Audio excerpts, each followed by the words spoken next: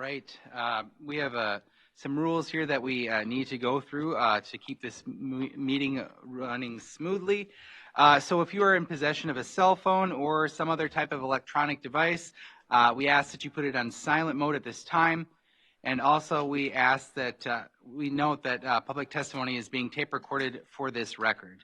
If you're going to speak, you'll be asked to state your name and your address for the record first, and then go ahead with your input after you've been recognized by the chair. So members of the Board of Adjustment are appointed by the County Board of Commissioners with one member from each of the 5 commissioner districts and 1 member at large and 1 appointed from the Planning Commission. So here we have a few more rules that we're going to go through as well. So what's going to happen is I will read the variance request and open the public hearing. When I'm reading a request, I would ask that the applicant or their representatives come forward and have a seat in front of the board in front of the microphone. The applicant or their representative will be asked to state their name and address for the record, and then environmental services staff will provide a brief overview of the requested variance, the staff report, and if any correspondence has been received regarding this request. The applicant and or representatives will then provide any input, corrections, concerns, comments, or etc. Once the applicant and or the representatives have provided their testimony, the board will discuss the request and ask questions of staff or the applicants or representatives. Upon completion of board questions, I will ask if there's anyone in the audience wishing to speak to this request. If there is, I would ask that the person come up to the podium, state their name and address for the record, and give their testimony. When all testimony is complete, I will ask the board members for a motion to close the public hearing. And once the input has been passed to close the public hearing, there will be no further input from the audience, from the applicant, or environmental services staff unless being recognized by the chair or if one of the board members wants some type of clarification. All right, and so with that, we've gone through our rules that we need to go through, and let's look at the meeting minutes here from January 27th. Can I get a motion to approve those? Bill DeLong, I move to approve the meeting minutes. And then, we change them first. okay. Correction to be made. Okay. Item number 7, the 7th thing under the explaining of fact, it says overall board consensus, and it says yes, no, all 7. I'm sorry, was someone else speaking? I only heard Jake. Is your mic on? No. Okay, it's. Okay. But it says all 7 members voted yes or no. Well, there was only 6. No, that's All true. night long, there was only 6. It would all be yes. And they would all be yes. Okay, so editorial note there. Okay. Anybody accept a motion to approve the amended minutes? I'll second it now. Okay, perfect. All those in favor, say aye. Aye. Opposed, same sign. Very good. Minutes are carried. So a note for our hearing tonight, item number 4 has been withdrawn from our hearing tonight, so there is no item number 4. All right, so back to our regular items.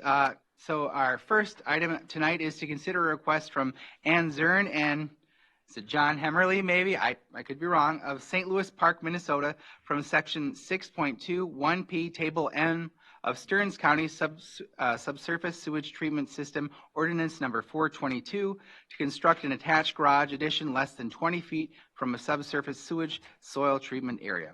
Said ordinance requires structures to be placed on a minimum 20 feet from a subsurface sewage soil treatment area. The affected property is all of Lot 26 and the east half of Lot 27, Rice Island Addition, Section 19 of the Eden Lake Township, and the property address is 16762 Patricia Street in Paynesville, Minnesota. And do we have our applicants online with us, I assume? Yes. And then can we get who's all here, just for our records, your name and then your address where you reside? My name is John Hemmerly. Reside at 3224 Cavell Lane, St. Louis Park, Minnesota, 55426. And hi, I'm Ann Zern, and I reside at the same address. Thank you very much, and then we'll allow you time to come back and comment with us. And now we'll receive the report from our staff member.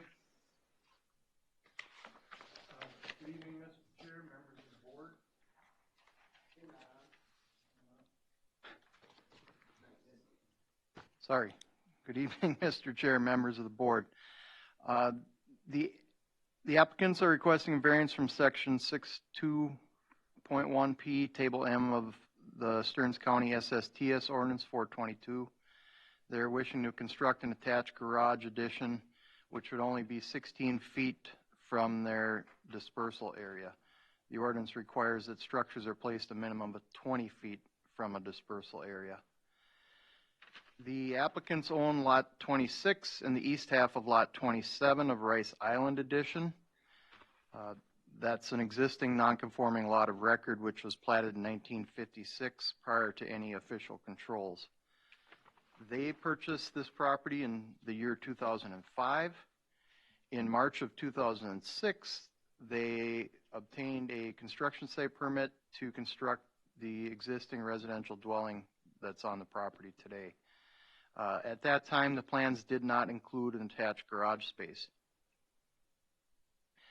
The applicants at this time would like to construct a 20 by 24 attached garage and a living area above, which would result in the setback to the existing dispersal area of 16 feet. And of course, 20 feet is the requirement. The existing septic was installed in '87 and it is certified compliant. They also have obtained a variance from Eden Lake Township for a lesser township road setback. The property is in the shoreland overlay of Rice Lake, which is a rec development lake.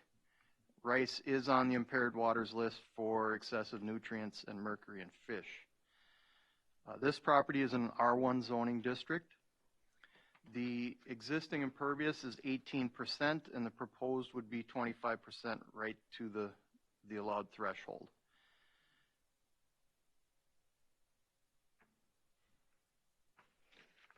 Excuse me, I lost my spot here.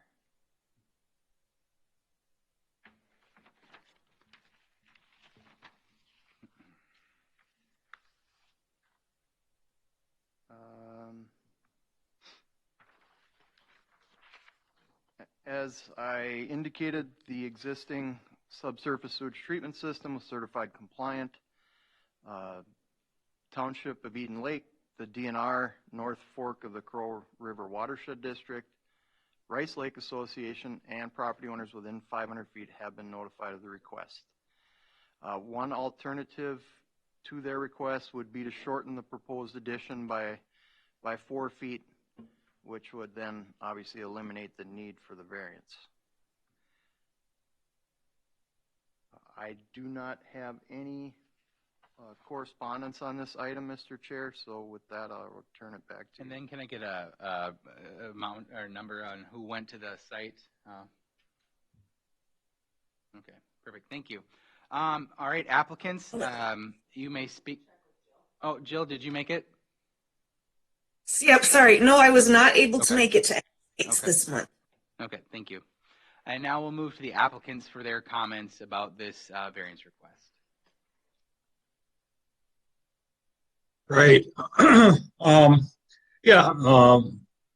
We'd like to, our plans at this point is to retire and move up to that property permanently. We're going to be selling our house in St. Louis Park, hopefully this spring, and really need a garage to house our cars, storage space, and the space above it is really for storage and maybe an office area or something like that.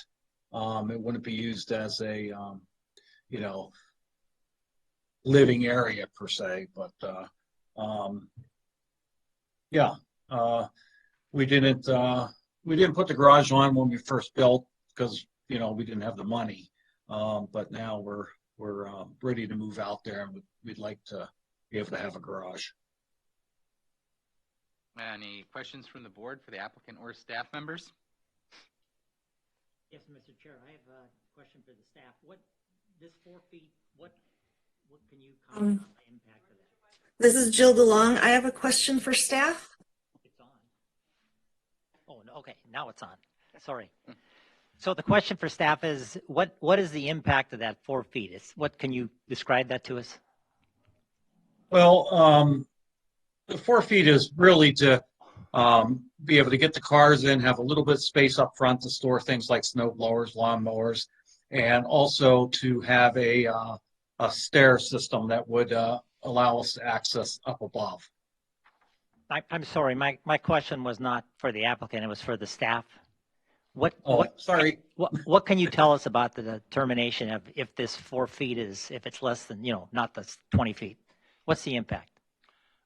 Mr. Chair, Member Fiedler, the 20-foot setback is primarily to maintain adequate space between a structure and a dispersal area. If there's any maintenance that needs to be done, they want to provide adequate space so as if you're digging around that, we're not going to compromise footings or anything of that nature.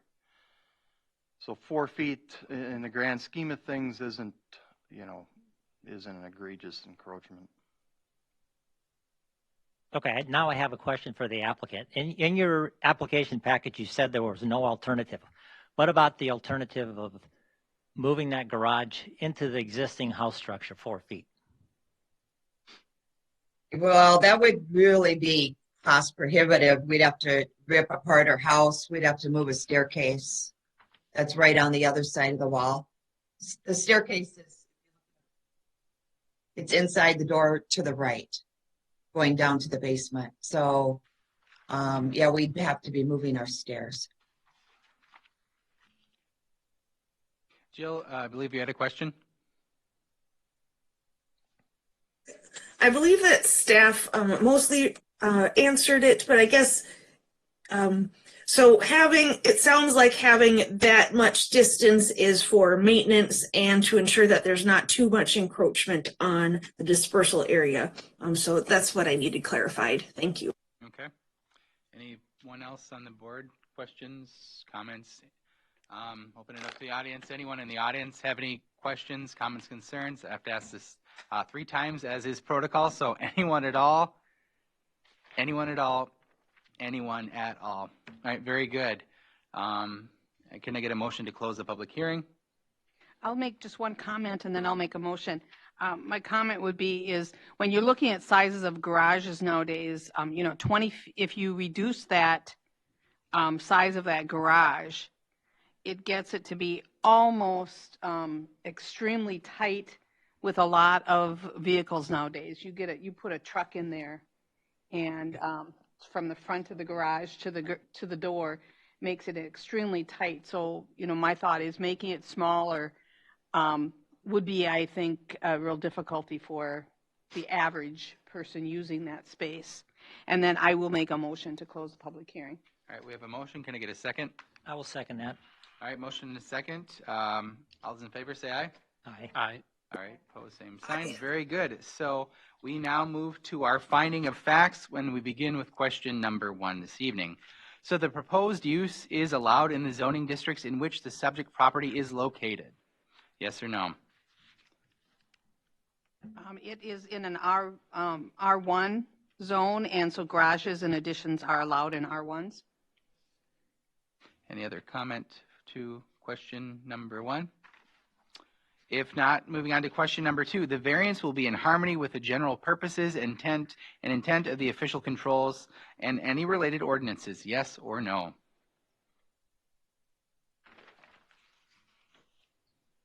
Mr. Chair, Jill DeLong, I believe that yes, the variance is in harmony with the purposes and intent of the official controls, and that it's mostly made to ensure that it's going to be maintainable, that any vehicles that need to maintain it will be able to access it, and that buildings aren't encroaching on it. I believe that because the drain field is right next to the road, it will still be accessible for maintenance. So yes, it is in harmony.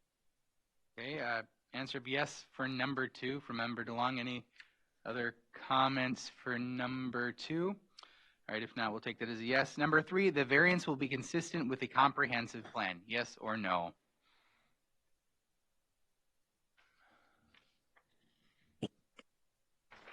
Mr. Chair, Jill DeLong, I'm going to say yes under living goals number 3 to support housing options that give people in all life stages and of all economic means viable choices for safe, stable, and affordable homes. Thank you. And did you have anything else, Bonnie? No. Okay. Yes for number 3. Is that all right with everybody? Okay. Yes for number 3. Number 4, the property owner proposes to use the property in a reasonable manner. Yes or no? I would say yes. A garage is reasonable. Yep. Any other? Okay. That would be a yes for number 4 then. Number 5, the plight of the landowner is due to circumstances unique to the property, not created by the landowner. Yes or no?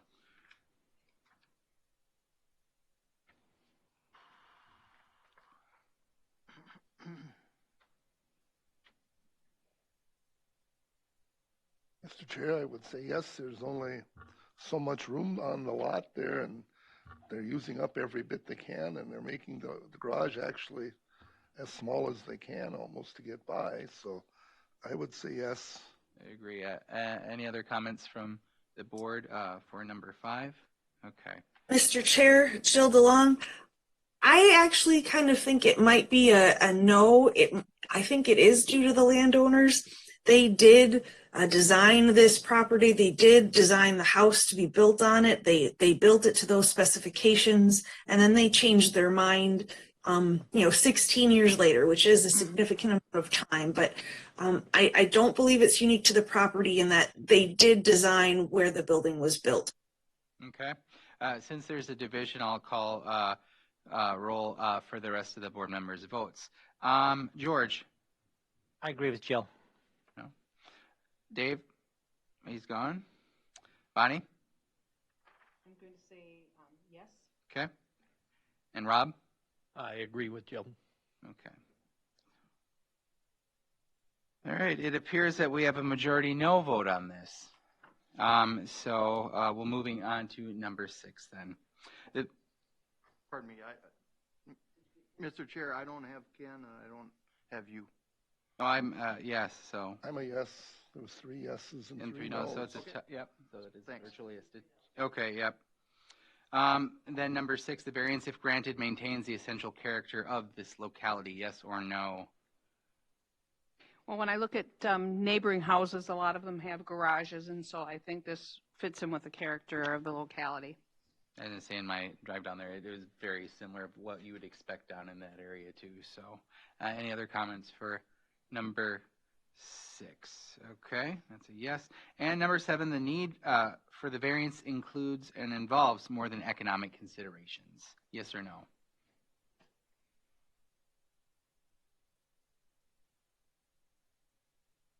I believe their request involves more of their livability than it did for economics. I'd agree with that. Any other comments from the board? All right, a yes for number 7 then. All right, and then with that, can I get a motion for this?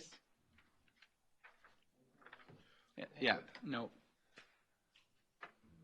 We have, when the no's are tied, it says if there's a no's are in the majority, Yeah. Go either way then. Yeah. then it can go either way. Okay. Sorry, could whoever's speaking use the microphone, please? I'll make a motion to approve the request for a exemption or to exceed the setback by, is it 4 feet? Okay, and I'll second it. second from Ken. All those in favor of approving this, and I'll go roll call since there was division on one of Mr. the... Chair, I'm sorry, this is Jill DeLong. I just have a question because it sounded like the majority voted a no on number 5. So that usually would guide us to deny. It was actually a tie, Oh, I didn't hear everybody's vote. and so with a tie, I believe it can go either way, correct? So, all right, so I will do the roll call. Jill? No. George? No. Dave? Not here. Yep. Myself, I'm a yes. Bonnie? I'm a yes. Rob? No. And Ken? Yes. A tie again. What does protocol have us do? Okay. All right. Seek another motion, right?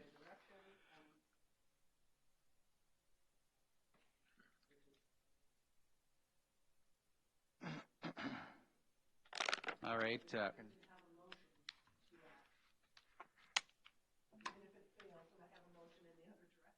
Yep. So would anybody want to put forward a motion for denial then? I'll make a motion to deny. Okay, we have a motion. I'll second. A second. All right. And again, I will run through our roll here. Jill? Yes. George? Yes. Myself is a no. Bonnie? I'm a no. Rob? Yes. And then Ken? Yes. All right, we do have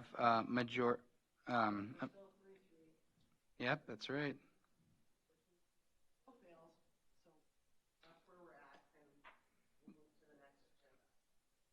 So what do we do with that eventually? Is it just?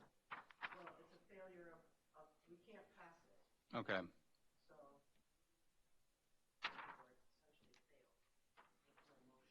Okay. And so, yeah. I'm sorry, if staff is speaking, I can't hear. Unless you'd like to have further conversation about the motion and someone changing a side and how they feel about it to get one direction or the other. Is anybody open to discussion on changing their votes, or is everybody pretty firm where they're at on this? Related to that particular Yep, either item. side. Right. So I guess with number 5, that was the main crux for me on yes or no, but it was 16 years ago that they built this home. Lots can change in 16 years. So I am willing to change my vote just because I do believe that they tried hard to fit the property as best as they could while still also, trying to meet modern vehicle sizes for their home. So I am willing to change my vote. On number 5. And number 5. Okay. Any other discussion? And then vote again. Yep. All right, Mr. Chair, then I will make a motion to approve the request. All right. Can I get a second? I will second it. Second from Ken. All right. We will go to a roll call vote. Jill? Yes. George? No. Myself, I'm a yes. Bonnie? Yes. Rob? No. Ken? Yes. We do have a majority of this opinion, and so the motion is passed.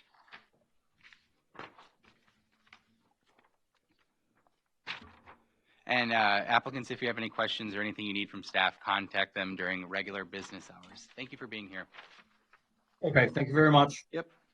Item 2 on our agenda, and the applicants are joining us virtually as well, to consider a request from Kurt and Michelle Harikoff from Belgrade, Minnesota, from Section 6.2.1P, Table M of Stearns County Subsurface Sewage Treatment System Ordinance Number 422, to construct a commercial office space addition less than 10 feet from a subsurface sewage treatment system tank and less than 20 feet from a subsurface sewage treatment system dispersal area.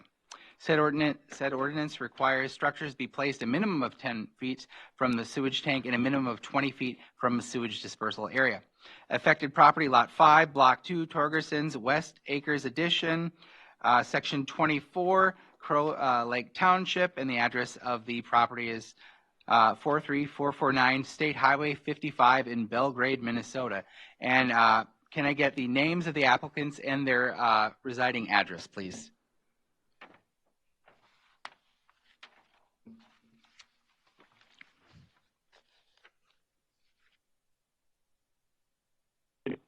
Minnesota 56312. So you kind of cut out there. For the record, can we have you repeat that just for our records? Sorry, yeah, this is Kurt Herkoff. I reside at address 26536 US Highway 71, Belgrade, Minnesota 56312.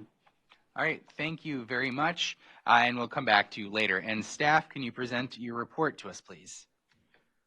Owners purchased the property, contract for deed in 2017. Dimensions Lot 5, Block 2 of Torgerson's West Acres Edition. Torgerson's West Acres was platted in 1977. The property is in a commercial zoning district. The lot size is 3.36 acres per the recorded plat. The original warehouse or office space structure was constructed in 2012 with a valid construction permit. The septic system was installed in May of 2013. The building houses Central Minnesota Seeds, LLC, a farm supply merchant wholesaler. Growth of this business has necessitated adding additional office space for employees. And so they would like to add on, and the addition is 15 feet 2 inches by 29 feet 8.5 inches. And the way the current building's laid out, the location where they have it proposed would be the best location to put this addition on. That's going to result in that addition being only 5 feet from the tank and 10 feet from the dispersal area. Alternatives to the request would be to construct the addition towards the east or the existing front entry, or on a different location on the building that would not interfere with the septic system setbacks.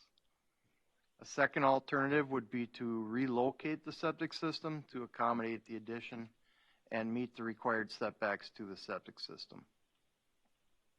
The existing impervious lot coverage is calculated at 34.6%. The proposed would be 44.4%. And in a commercial zoning district outside of shoreland, they're allowed 60% lot coverage. Crow Lake Township, City of Belgrade, and property owners within 500 feet have been notified of the request. I have no correspondence for this request, Mr. Chair, so you can take it away. All right, and the applicants, do you have any comments relating to this variance?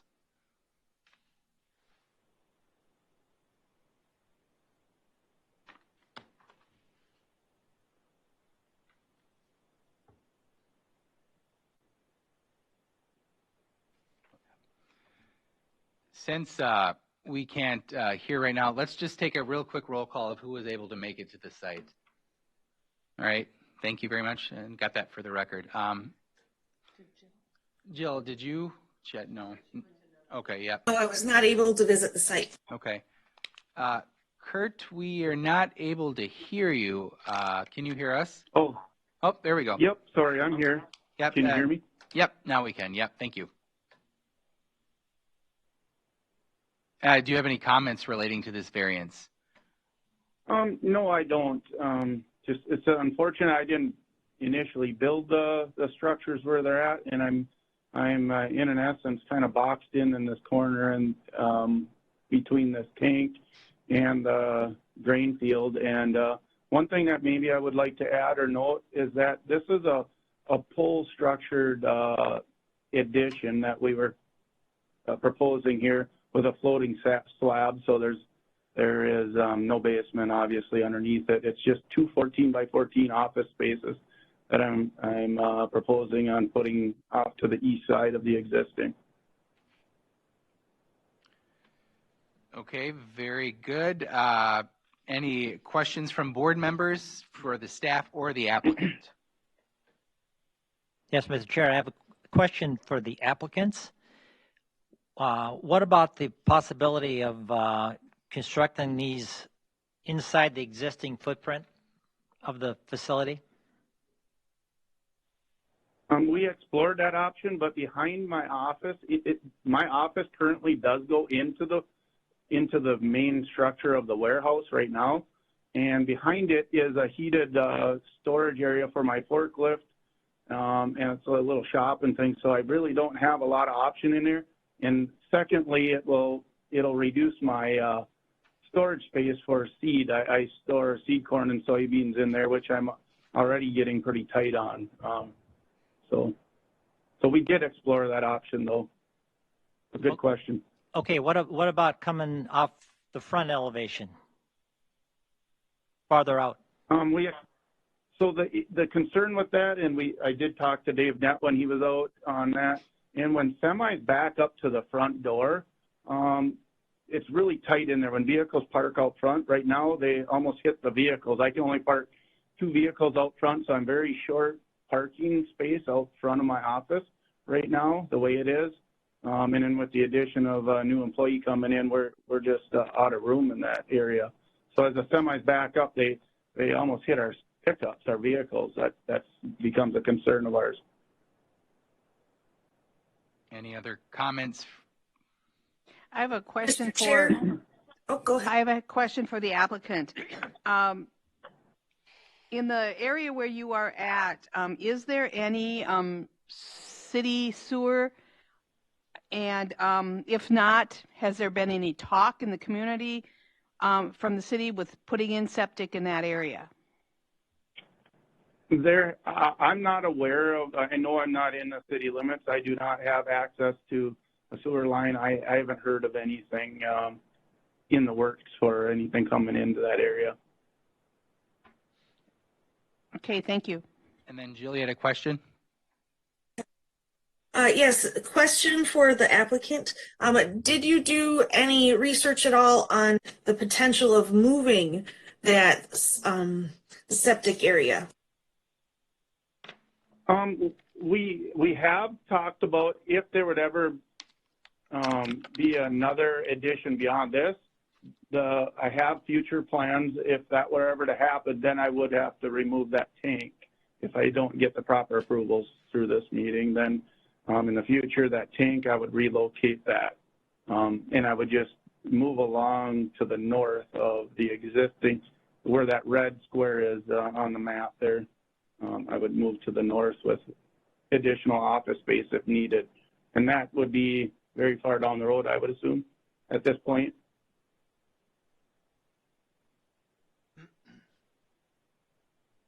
Mr. Chair, I have another. Yep. I have another question for the applicant.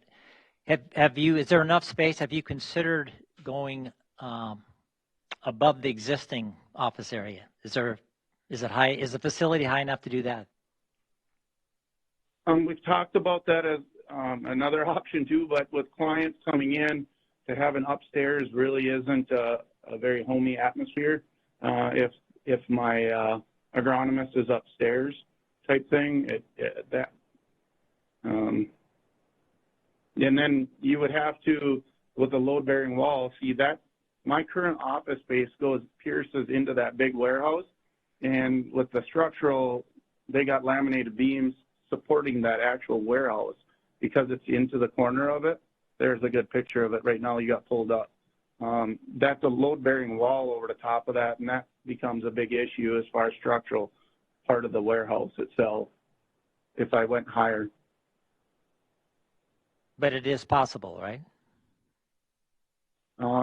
I would have to have somebody, I would have to talk to Lumberyard and see if an engineer could structurally even design something like that. I guess I can't specifically answer it, but. Okay, thanks. Any more comments, questions, concerns from the board? If not, again, I'll do my asking of the audience. Is anyone care to comment? Anyone at all? Anyone at all? All right, then I'll look for a motion to close the public hearing.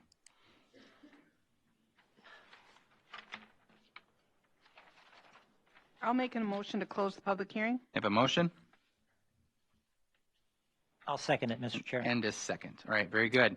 Now to our finding of facts. The proposed use is allowed in the zoning districts in which the subject property is located. Yes or no? The property is in the commercial zone, and so office facilities would be allowed in a commercial zone. We have a yes for number one. Everybody agree with that? Okay. Number two, the variance will be in harmony with the general purposes and intent of the official controls or any related ordinances. Yes or no?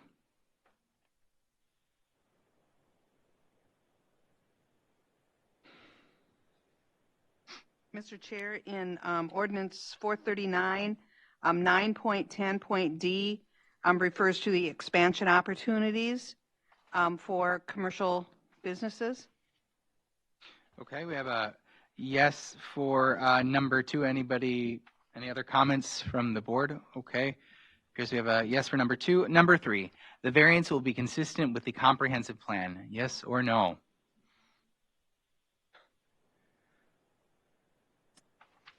Mr. Chair, Jill DeLong, yes, under business goals, number one, to increase the county's regional prosperity by being globally competitive and a business-friendly region.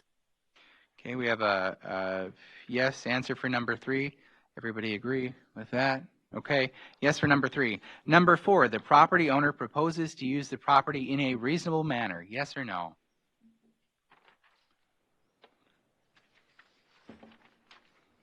I would. Mr. Chair, Jill DeLong. Oh, sorry. Go ahead, Jill. Yes, I believe that it is reasonable to add on office space to an already built commercial business. Okay, we have a yes for number four. Is there any other comments? Any? No? All right, then a yes for number four. Number five, the plight of the landowner is due to circumstances unique to the property, not created by the landowner. Yes or no?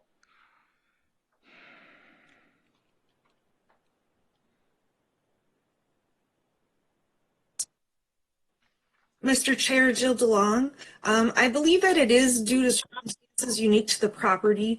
We went through quite a number of questions to the applicant regarding, could it be here, could it be there, and he gave very good reasons for each of them regarding the nature of his business, which are very reasonable nature with the semi-trucks and using the current building facility as it is. So I believe it is due to circumstances unique to the property. All right, we have a yes answer for number five. Any other comments? Okay. Yes for number five. Number six, the variance, if granted, maintains the essential character of the locality. Yes or no? Mr. Chair, yes, it's business related. That's a business area. Thank you. Any other comments for number six? All right, a yes for number six. And number seven, the need for the variance involves more than economic considerations. Yes or no?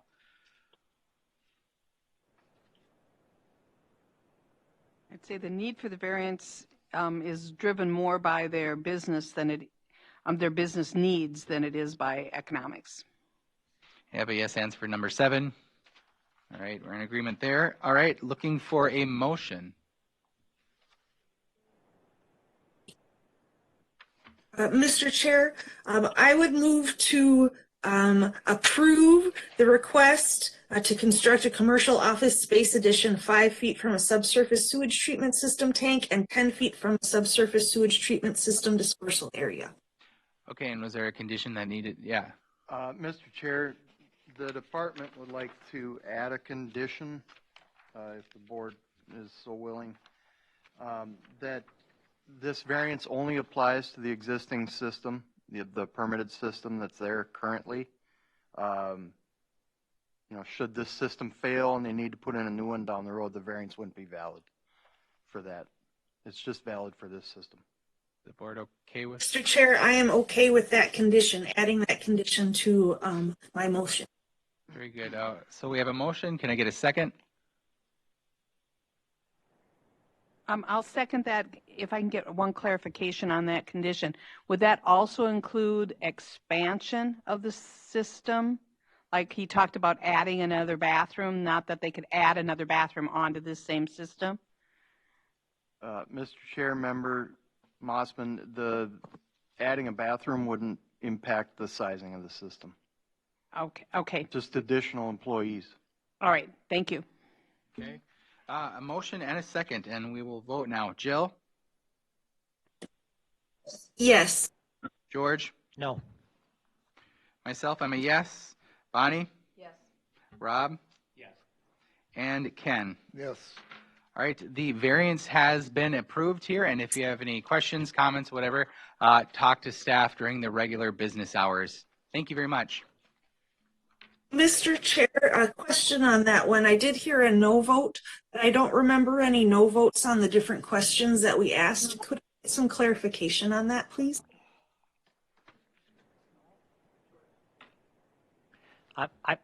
I voted no because I think there are alternatives to place this in a different location or go above a second story.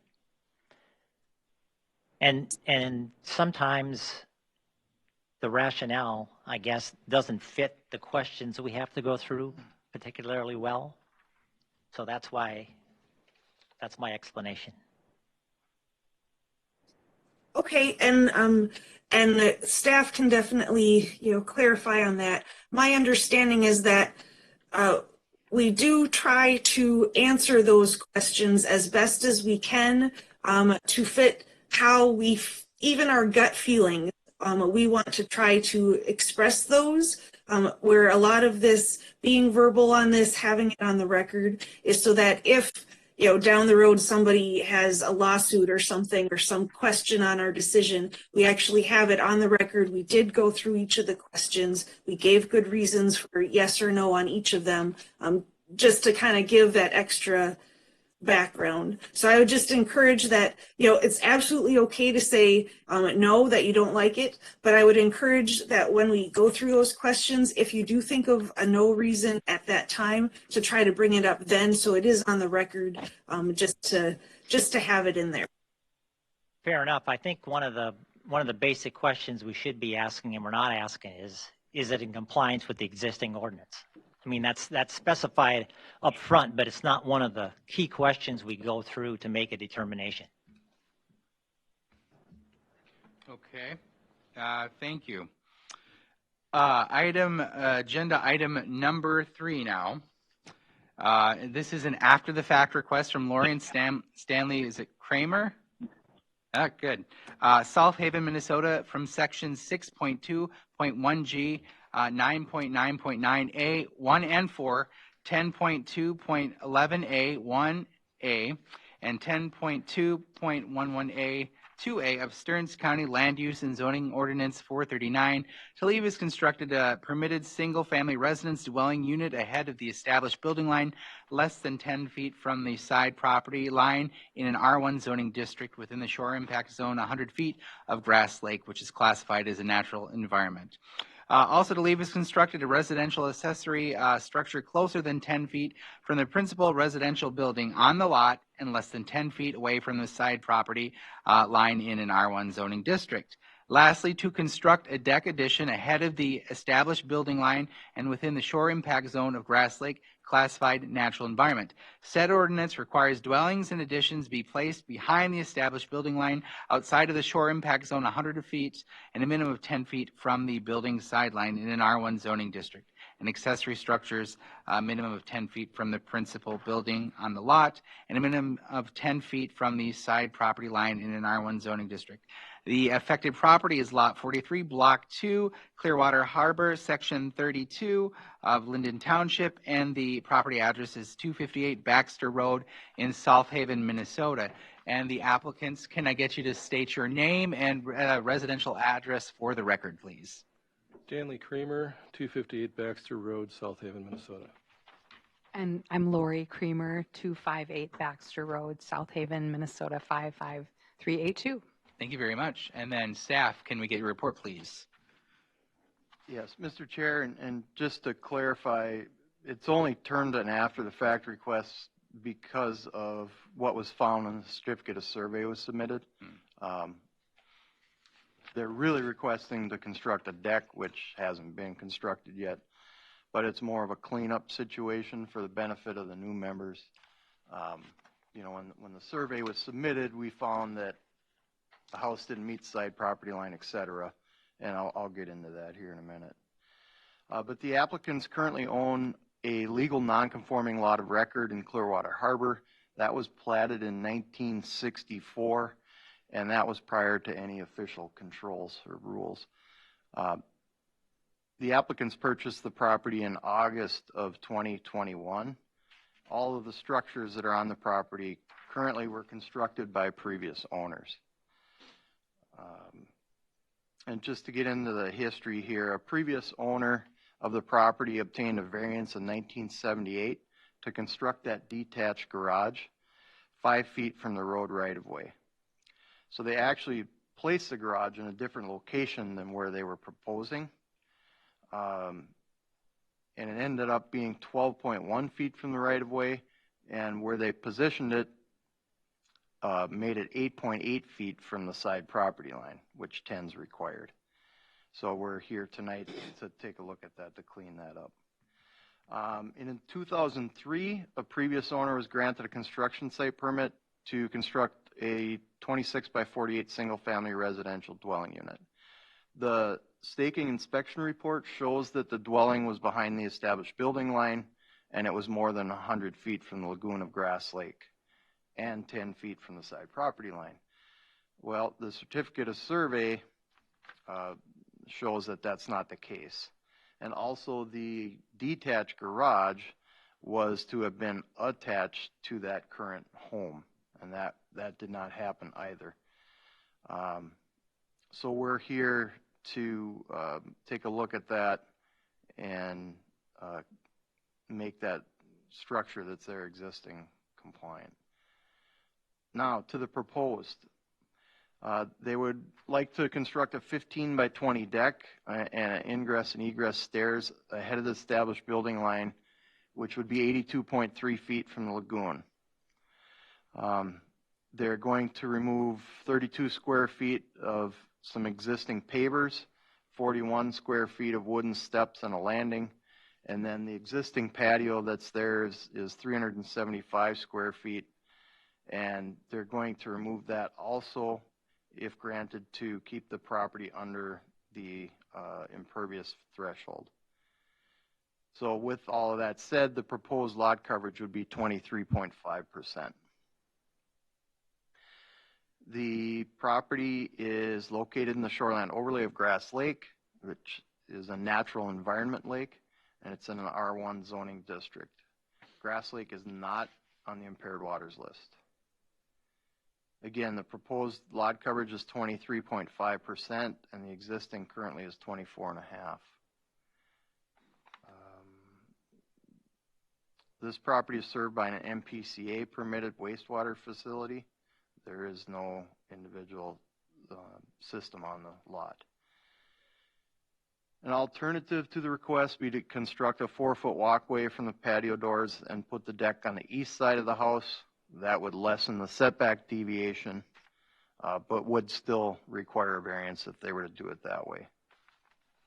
The Stearns County Soil and Water Office sent us mitigation options. They're attached with your packets. The board could consider doing after the fact findings for the house and detached garage, and then our regular findings for the deck that they're here requesting. Linden Township, Clearwater Harbor Property Owners Association, Department of Natural Resources, Clearwater River Watershed District, and owners within 500 feet have been notified. I do have correspondence to read into the record, and I'll do that right now. It is from Jeff Westrom. This is members of the Stearns County Board of Adjustment. My name is Jeff Westrom, and I live at 230 Baxter Road, South Haven, Minnesota, 55382. Very close to the Creamer's home. I'm also the president of the Clearwater Harbor Property Owners Association. The Creamer property is one of the 49 properties in the HOA. I'm writing on behalf of myself personally as a neighbor and as the president of the association.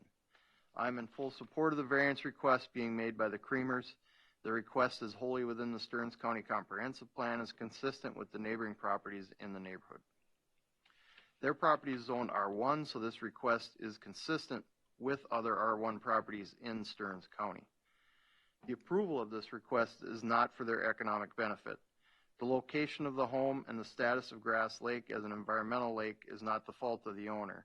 So the granting of this variance will give the owner the relief needed in order to improve their home. The variance request is also consistent with other variances that have been granted over the last few years to many of the property owners on Alder Road, Battle Road, Beechwood Road, and Baxter Road. I respectfully ask that you grant this variance request. Thank you, Jeff Westrom, 230 Baxter Road, South Haven. That's all I have, Mr. Chair. All right, and then can I get a count of which members were able to make it out to the site? And then Jill was not able to make any. All right. Applicants, do you have any comments for us on the board here? Mr. Chair and board members, we're just happy to be here in front of you tonight to present our request. I did, as I submitted the application, I did omit number 2 on the facts of finding, and I apologize for that. I had it here, but anyway, it was just that the property is in the R1 residential zoning district as described in the comprehensive plan. The proposed deck is a permitted residential use, which is consistent with the plan. And we believe we are adhering to the spirit of the comp plan and are not changing any of the shoreline buffer zones. The comp plan states it supports housing options that gives all life stages and all economic means choice for safe, stable, and affordable homes, as its purpose is to help improve the quality of life of its occupants while limiting the effects. The overall effects of this request will have minimal impact on the shoreline protection area. And really our request is, as you saw on the photos that we provided, that our home was built with a 8-foot patio door on the upper level with no way out. So, you know, that's why we're here tonight. Thank you. All right. Any comments from board members to the applicants or staff?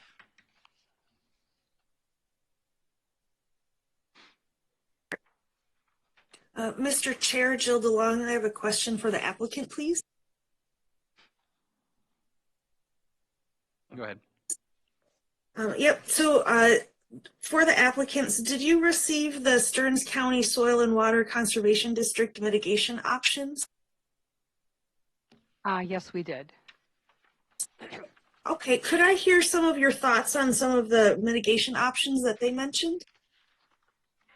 Sure, absolutely. I'll just pull that up here.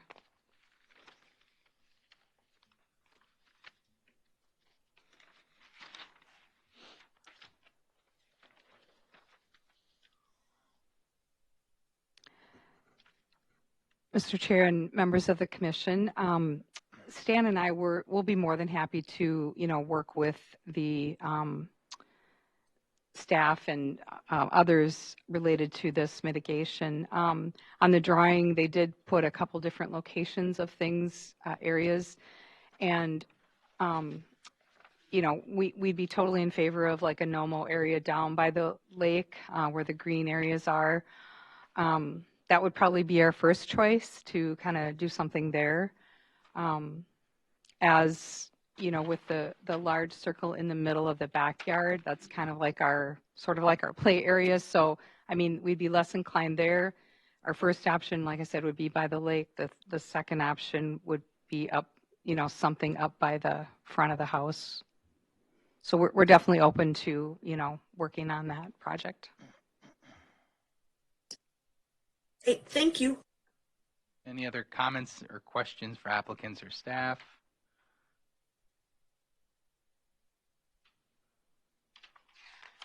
No. Okay. Again, ask the audience if anybody has any comments for this variance. Anyone at all? Anyone at all? All right. Can I get a motion to close the public hearing, please? I'll move to close the public hearing. We have a motion to close the public hearing. Can I get a second? I'll second it. And we have a second. All right. So moving to our findings of facts, and this is to, for the one to leave is constructed a permitted single-family residential dwelling unit ahead of the established building line and within the shore impact zone 97.6 from the ordinary high water level of Grass Lake, classified as the natural environment, and 5.5 feet from the side property in an R1 zoning district. and then to leave as constructed the residential accessory structure 1 feet from the principal residential building line on the lot and 8.8 feet from the side property line in an R1 zoning district. So, and then after that, Mr. Chair? Yeah, sorry, Jill DeLong. So a question, it sounds like there's more than one after the fact request, and then there's one before the fact request. Is that correct? Yes, correct. Okay, is it an option that we combine the two after the facts together as one? I'd be in favor of that. They already are actually, and it's before us. So they are, yeah, luckily for, yeah, it's combined already. Make things a little easier. Okay, cool. Other people thought of that way before I did. Thank you. All right, so starting out with number 1. Is the proposed use allowed in the zoning district in which the subject property is located? Yes or no? Is that the after the fact, or is that before? Yep, that's after the fact. Oh. Yep. Mr. Chair, yes, I believe it is. Okay, we have a yes for number 1. Any other comments? Okay, yes for number 1. Is the variance in harmony with the general purposes intent of the official control? Number 2, question number 2, yes or no?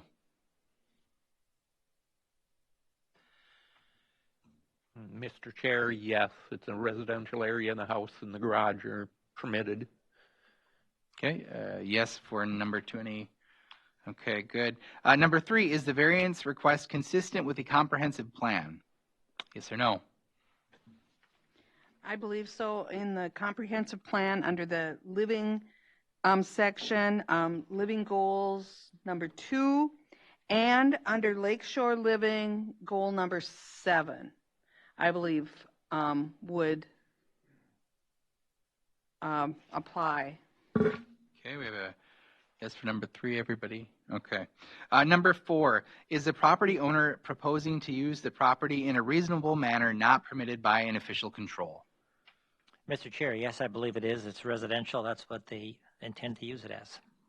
Okay, yes for number 4. Number 5, is the plight of the landowner due to circumstances unique to the property not created by the landowner? Mr. Chair, I think the items that are being requested as after the fact all were in existence prior to them owning the property, and therefore it is unique to them on this property. Okay, we have a yes for number 5. Okay. Number 6, will the variance maintain the essential character of the locality? Yes or no? Mr. Chair, yes, because it's all there already. Mm-hmm. Yes for number 6. Okay. And number 7, the need for the variance involves more than economic considerations. Yes or no?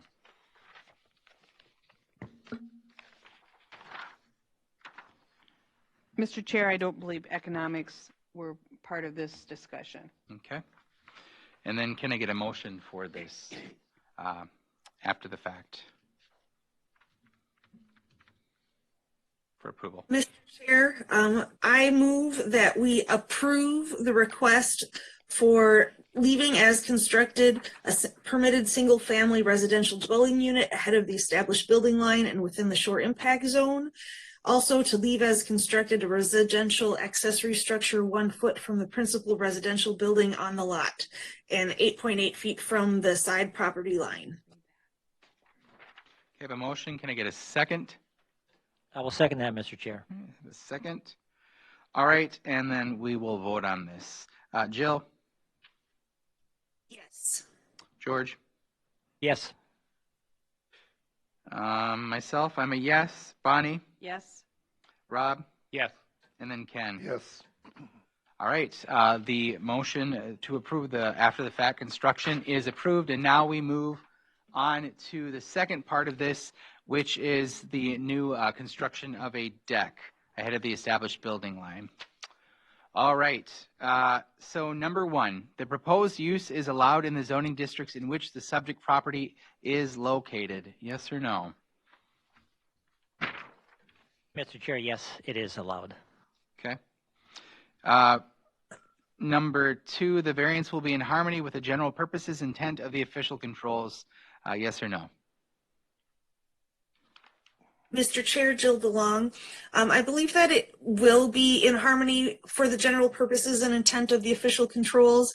The property lines of this lot are very skewed. It's got a road that's not perpendicular to the property lines. It has the lagoon that's not straight either. I believe that they're doing the best that they can to fit the deck in the existing property with the existing buildings.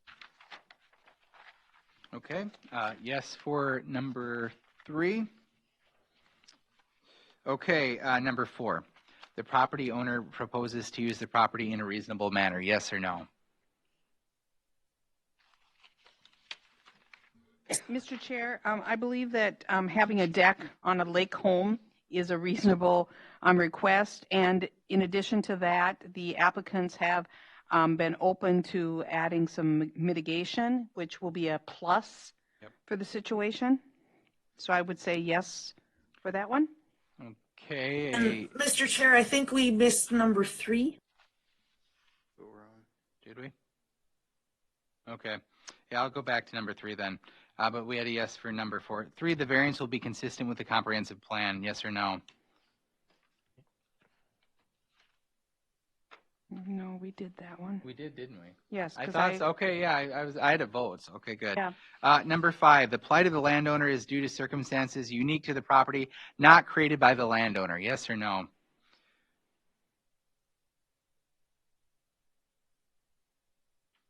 Mr. Chair, I would say yes.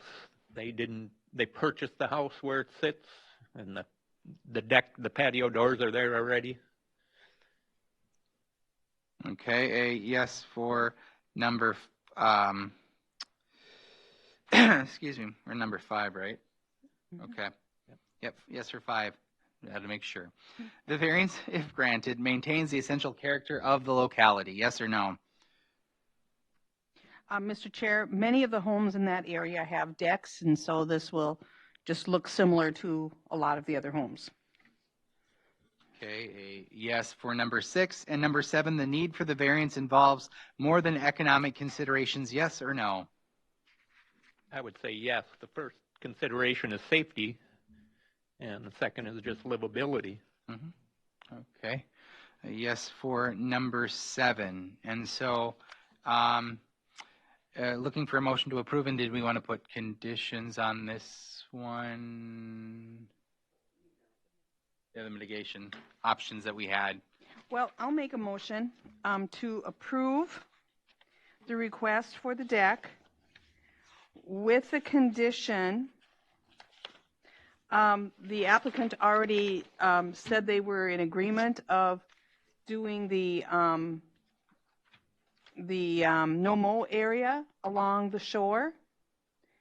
And because these suggestions from Soil and Water are options, and that we don't need to include all of them, but just some of what would be requested or suggested. I think if we go along with the no-mow zone along the lake, that will probably take care of quite a bit of the water concern, especially when I believe is there impervious surface going from 20.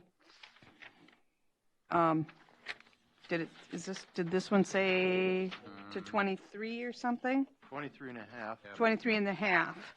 So it's actually being reduced from what it currently is by a lot of their removal of impervious surface. So I think that, really does a lot for mitigation. So if they remove the pervious surface that they indicated and did the no-mow zone would be my condition. Mr. Chair, if we're doing a no-mow zone, we need to define the boundaries. Okay. And then also the access area, which would not be a no-mow area. Okay. All right, then I would make a motion that we have what distance is suggested? Distance back from the water. Mr. Chair, Member Mossman, I believe Mr. Berg or SWCD had should extend a minimum 25 feet landward. And before I finish my motion, can I have just a comment from the applicants about 25 feet landward? Is that something that you think is doable for you on this property, or?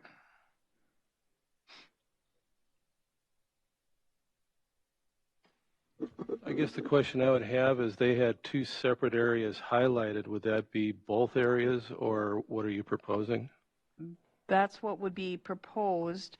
And then there would be like a 20-foot wide area, and that area could be of your choosing. It wouldn't necessarily have to be where it's diagrammed.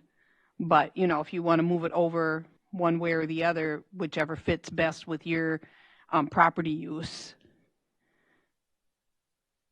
Mr. Chair and members of the board, we also are really excited about planting some native plants like in that area as well, because there's already currently a retaining wall there. So, if that helps the cause too, we definitely will be doing that as well. Well, then before I proceed with my motion, then is there some discussion from other board members about either no-mow or native plants? Yeah, I guess one of my discussion items would be, this went before the soil and water conservation because it came in as a request, right? So what about the other lots next to it, and the one next to those? Do they have no-mow areas, or is this just because this came in, now we're focusing on this item? Well, this is when we have the opportunity to require someone Just to do this. clarifying. I'm just clarifying. But And you it see- doesn't affect you neighboring see what I'm properties. saying? We could go down the line here and pick every one of these. I agree. So I guess my contention is, would it not be enough if they just removed the concrete? And you already said you were going to plant native plants down there. Do we have to specify something, a no-mow area? I guess that's Wouldn't my... have to put anything in the, No, because from soil and water, these are just suggestions to Right, us. that's what I'm saying, Yep. yeah. you just have to leave it out of your, Well, then I will amend my motion to say that they would remove the impervious surface that they have indicated, and then they could add native plantings of their choice along the retaining wall, I believe. And if we specify some native plantings, do we have to specify amount or distance or? Mr. Chair, Member Mossman, it's if you're going to require that they do native plantings, we need to specify or give them options of what those are going to be. Right. Okay, then. They would need to come All right, up then with- this will be my motion, is that we approve with a condition that they remove the impervious surface that they have indicated that they were going to remove. And that is all. We have a motion. Can I get a second? I will second that. Okay, motion and a second. And roll call of everyone here. Jill? Yes. Okay. George? Yes. Myself, I'm a yes. Bonnie? Yes. Rob? Yes. And Ken? yes. All right, your variance has been granted for both of these items, and if you have any questions or comments, please contact staff during regular business hours. Thank you for being Thank you here. very much. We appreciate it. Thanks. Thank you.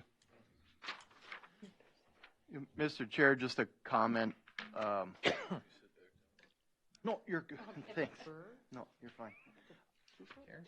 I think it's important for the board to remember that these lots are allowed to cover 25% with impervious surface.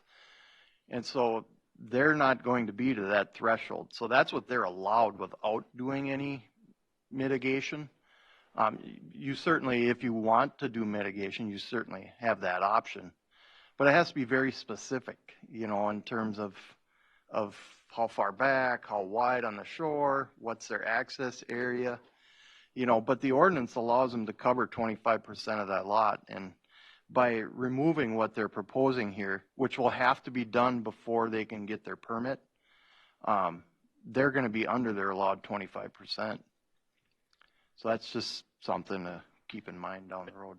But that's a good thing, Yeah, absolutely. especially on Lake Shore. Yes, absolutely, yes. You're good to go. See ya. The other day, they're wondering. I'm going to butcher this name. I apologize. Turfer. Oh, I had it. Hey. Yeah, Wow. you're right. Once it happens once every once in a while. All right. To consider requests from Alicia. Huh? No, we haven't done that. What? No, but No, I'm he's going to talking the about, next one. but he was talking about. Yeah. The fifth So it'd be our new one. number 4, but New number. old number 5.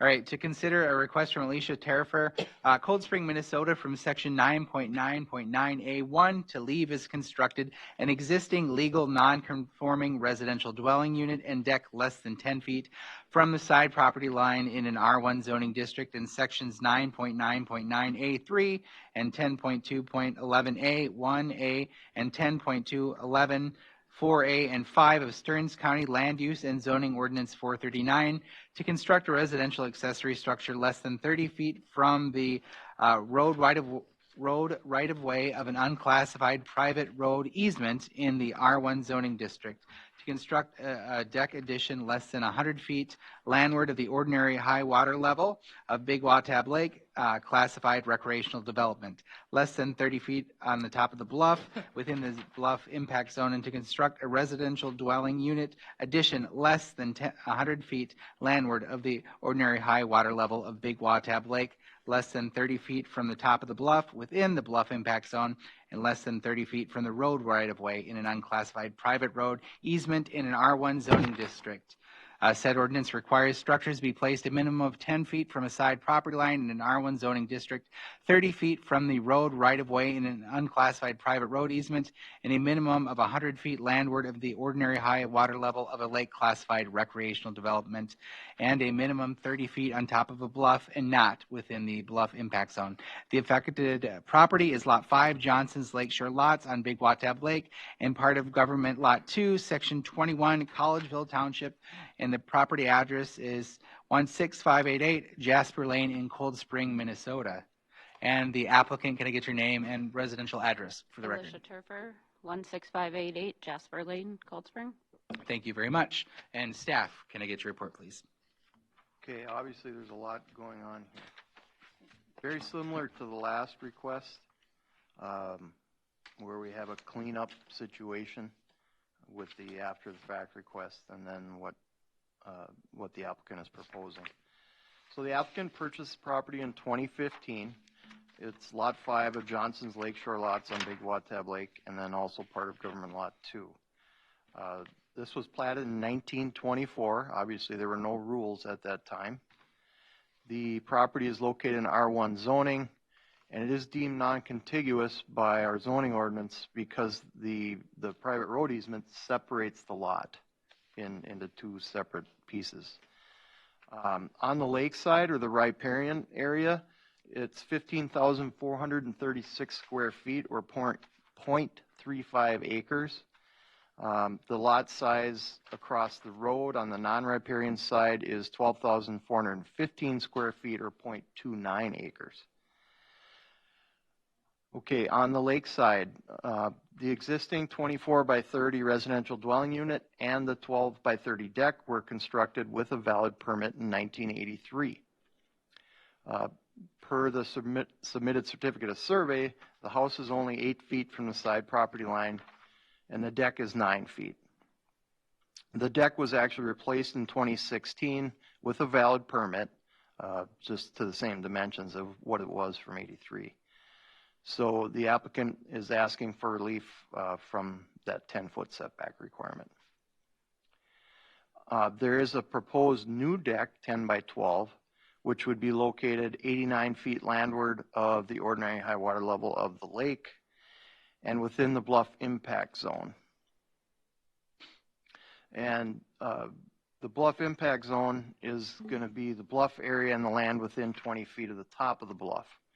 It's a highly sensitive topographic area that are located in shoreland areas only.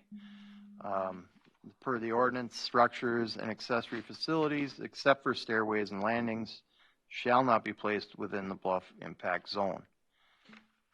The proposed 36 by 50 addition, which is 2 levels, that would be 99 feet landward of the ordinary high water level. So it's encroaching into the setback by a foot.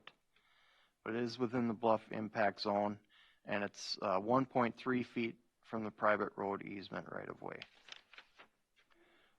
The applicant has stated that there are no new bedrooms proposed in the addition. The proposed impervious lot coverage is 23.3%, and this would include removal of a portion of an existing tar pathway down the slope, which, if granted, would be underneath that proposed addition. So some of that would be removed. Okay, now to the non-lake side. There is if you visited the site, there is an unpermitted 20 by 20 structure on that side that was not accounted for on the certificate of survey or added to the lot coverage. So we have to account for that. If you add that structure into the lot coverage, the proposed lot coverage would be 28% and not 24.8 as noted on the survey. This structure is going to need to be removed irregardless of the final decision tonight because it does require a permit and it doesn't meet the road setback. The applicant is also proposing then to construct a new 16 by 27.5 accessory structure, which would be 5 feet from the private road easement right of way. She would like to go larger, but the lot coverage is hindering building a bigger structure. This property is in the shoreline overlay of Big Watab Lake. It's a rec development lake.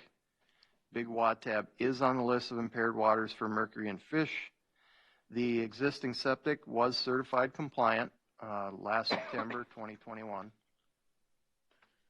And the state shoreline regulations initially defined and established a bluff setback in 1991 for the first time. So this structure, the existing home, was built prior to any bluff rules being in place. The mitigation options are attached. Collegeville Township, Big Watab Lake Association, the DNR, and owners within 500 feet have been notified of the request.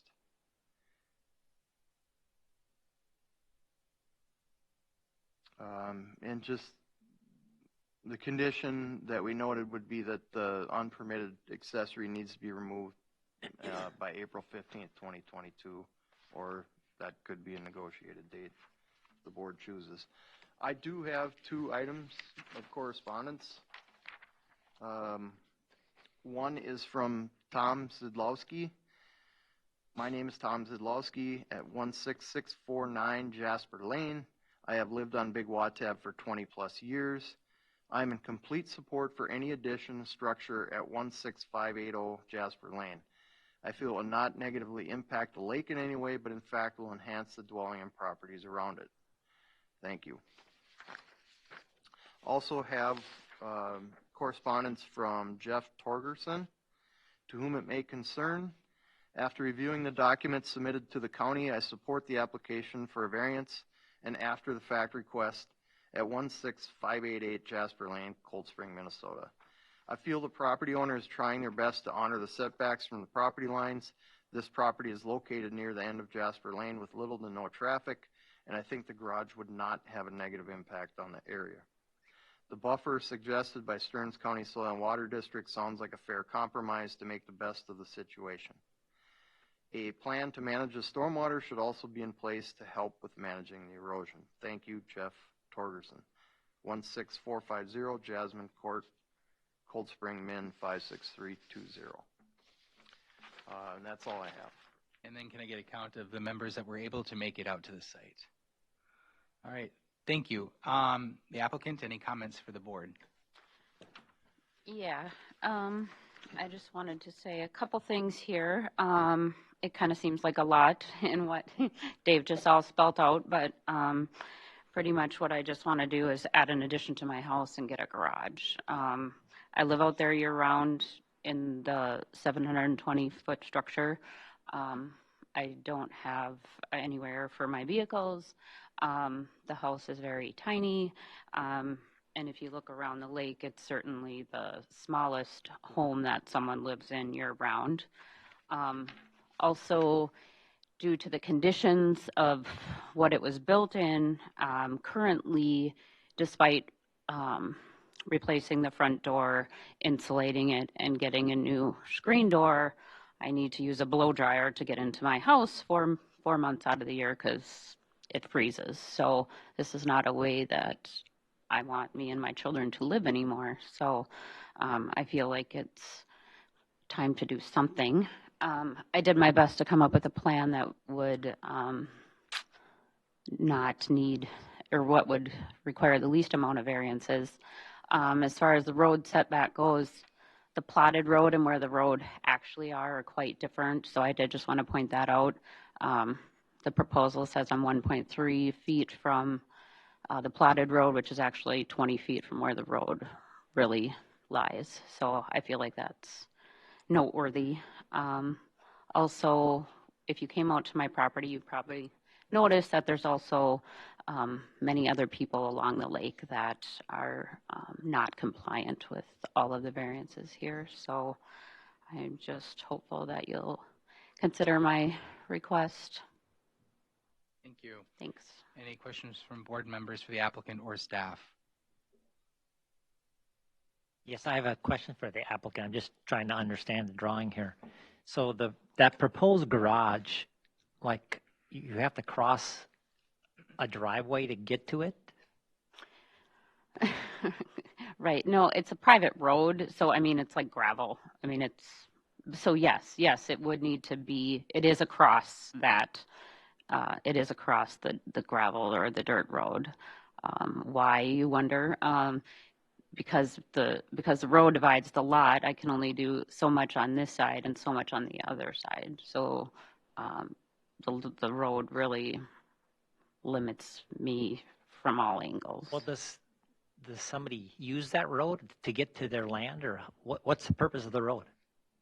There is one home that is to the north of me. It's not a home, it's a trailer. So that's where the road ends. So it goes past my house, and where you see it ends is where it ends. There's a trailer. They come here seasonally. So they utilize that road past my house a few months out of the year. So you own the house, you own land where the house is and across from where that road is. And I think I own that part of the road on my property. It's not maintained by the township or anybody. It's a private dirt road. Is it recorded as an easement or a private road? Do we know that? Mr. Chair, Member Fiedler, it's on the plat, on the Johnson's Lakeshore plat.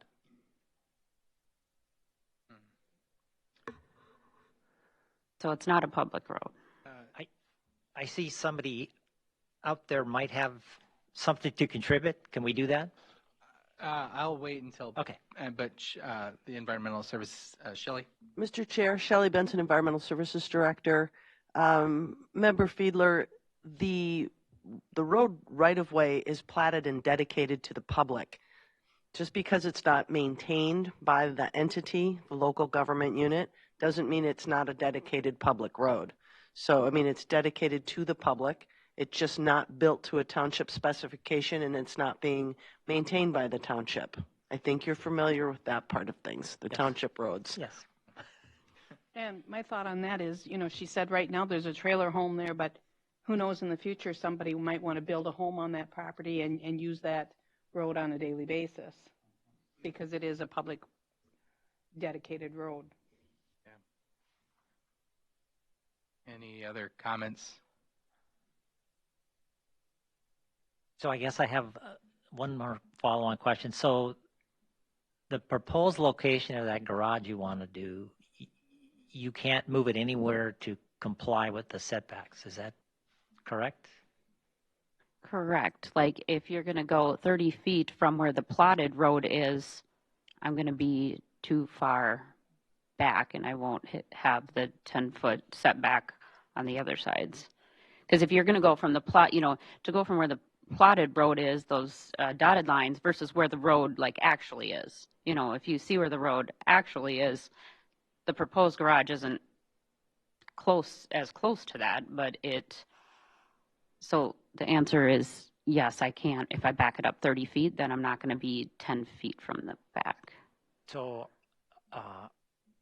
how are you going to use the garage? How are you going to get to it? I mean, you going to put vehicles in it, or are you going to have a driveway off of that easement road, or what?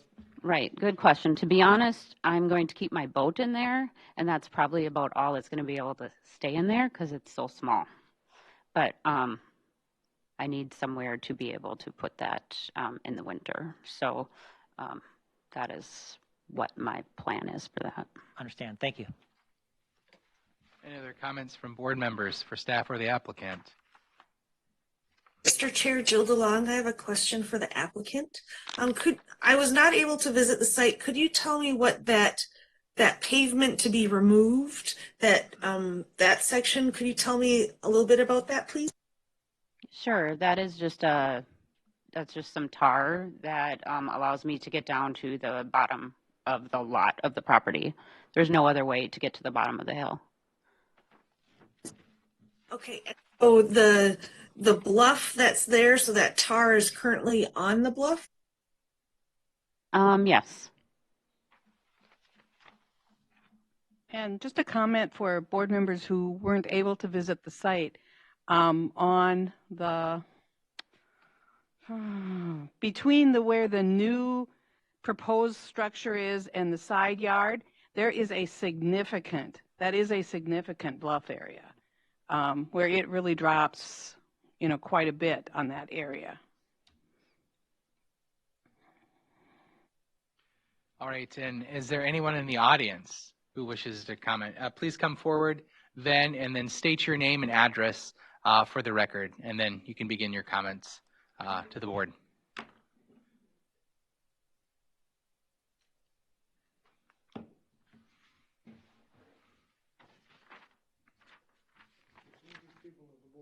Oh, can you wait till you get up to your microphone? Because we have to record this and not everybody can hear it. But first start out with your name and address, and then you can begin. Is your mic turned on? Okay, good.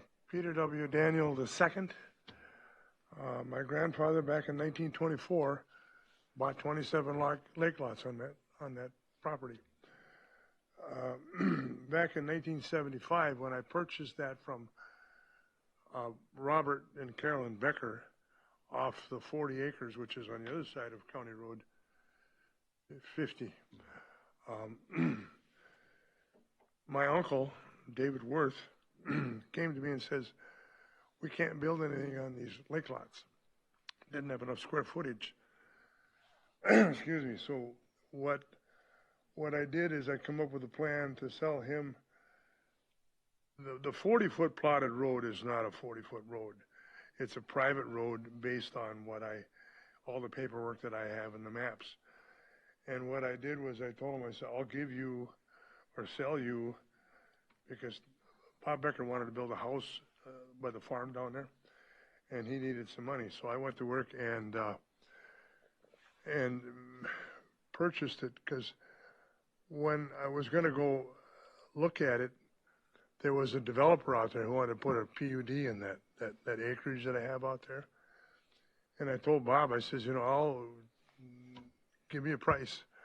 But what we did is we took that 40-foot road, which abuts the lakeshore property, plus an additional 28 feet to increase the square footage of each lot so it would be a buildable site. And so that's what we did. The thing about, there's been a lot of talk about blacktop and all this stuff, but I put a bluff in, and not a bluff, but a windrow on the side of the road, because when I lived out there since 1972, it'd be 8 feet of snow across that thing. And so that, I put up these big pine trees. They're 60-footers, and it stops the wind. But I just said that was part of the deal, that I would be willing to sell him that, and maintained. The people that come through off of Jonquil onto Jasper, you know, pass over that road. Now, I'm not real linguistic on terminology, but it was a cartway coming in at one time, back when the railroad had it. And my grandfather back in 1924 built a cabin down there.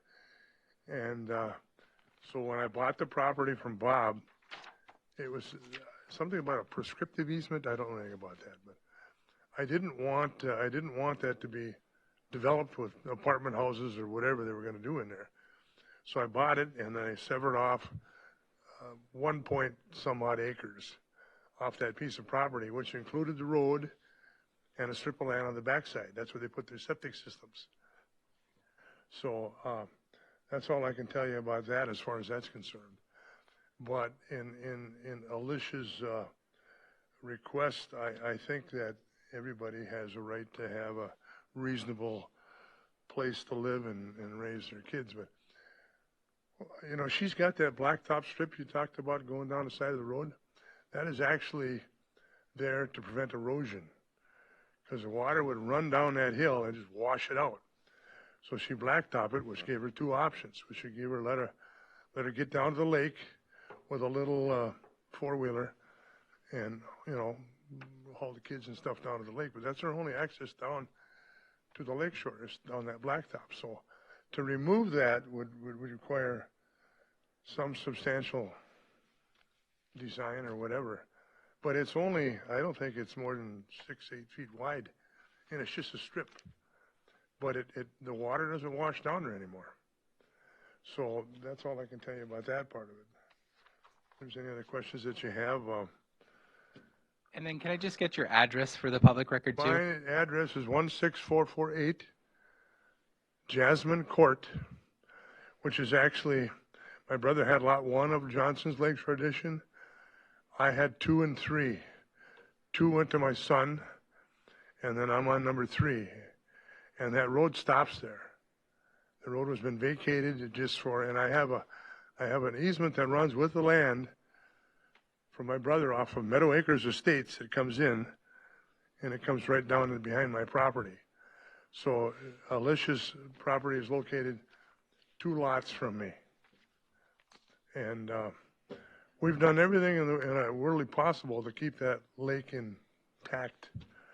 You know, if I could get the zebra mussels out of there, I certainly would. But it's just, it's a beautiful spot. And I just think that everybody should have, you know, and anybody that lives out there, I think they're conscientious enough to take care of what they have. So that's basically what we're doing.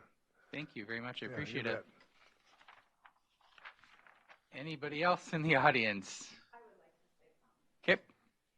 And then, of course, state your name and address for the record, please. My name is Cindy Daniel, and I live at 16448 Jasmine Court. I would just like to say that Alicia lives there year-round, and she has a very small home, and she just needs to add on so she has a little bit of space. The poor gal doesn't have a garage.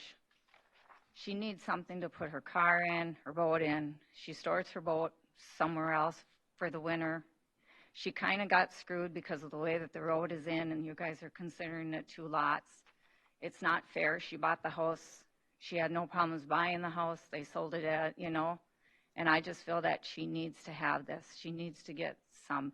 She works her butt off. She has gotten me through a lot when my husband was sick, and she is trying so hard to improve her home, and she needs this. She needs to have an addition put on so at least she has some more space to run around, the kids can run around in. That's all I got to say. Thank you very much. All right. Anybody else? Comments? And then state your name and address for the public record too, please. Thank you. Hello, I'm Bernard Erickson. I live at 5073 County Road 6. I just wanted to make 2 points. I am a lake homeowner, not in Stearns County, far north of here. I have spent a lot of days, I'm more of a fisherman than anything. I've spent a lot of days on Wad Tab fishing and gotten to know a lot of the people around the lake. I've been fishing there since July of '98.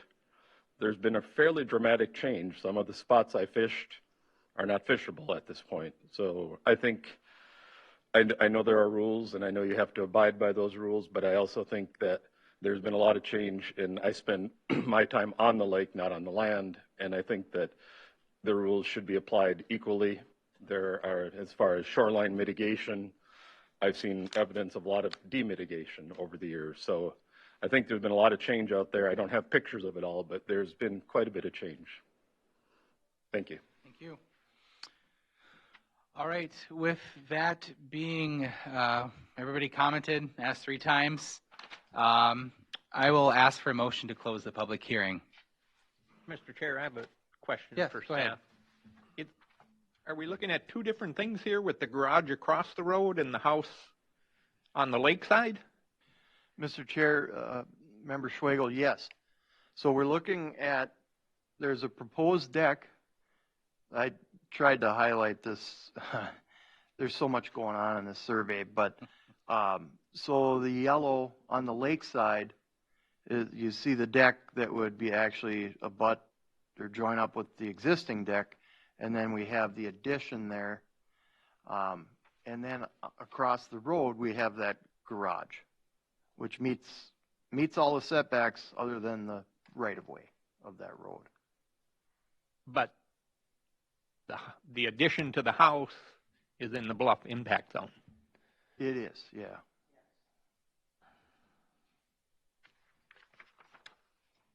Which, you know, the orange line is the top of the bluff. The green line is actually the bluff setback. Any more questions for? So there's 3 items that we are talking about. So one is the garage, one is the addition, and one is the deck. Is that correct? Mr. Chair, Member DeLong, those are the proposed items. We also have the after the fact to clean up the house and the deck that aren't. But yes. Okay, thank you. All right, any other questions? If not, can I get a motion to close the public hearing? I'll make a motion to close the public hearing. We have a motion. Can I get a second? I'll second. All right, motion and second. All those in favor? Aye. Opposed, same sign. Motion carries. So we'll start out first with our after the fact to leave construction the residential unit 8 feet from a sideline property and deck 9 feet from a sideline property in an R1 zoning district. All right, so starting out with number 1, is the proposed use allowed in a zoning district in which the subject property is located? Mr. Chair, it is in a R1, and so housing and accessory structures are allowed. All right, yes for number 1, all in agreement. Okay. Number 2, is the variance in harmony with the general purposes and intent of the official control?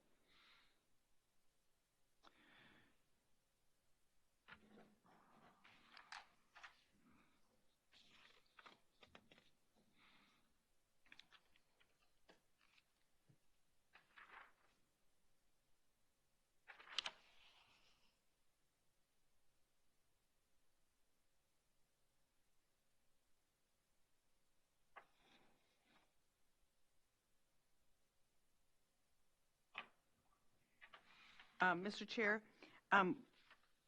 when doing the findings, the after the fact findings, one of the questions on there that there were to consider while we were doing the rest of these is there a benefit for the county outweighs the burden of the applicant? And I think here, even though it probably doesn't fit the official controls, it would not benefit the county to, force her to remove her home, remove the deck. So I believe that it would be in harmony with the general controls because of that reason. Okay, we have a yes for number 2, all in agreement. Okay.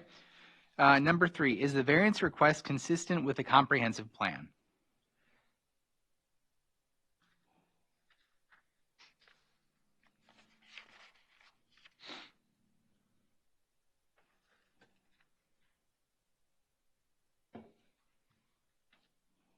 Mr. Chair, I'm going to say yes under living goals number 3 to support housing options that give people in all life stages and of all economic means viable choices for safe, stable, and affordable homes. Okay, yes for number 3. Everyone in consensus? Okay. Number 4, is the property owner proposing to use the property in a reasonable manner not permitted by an official control?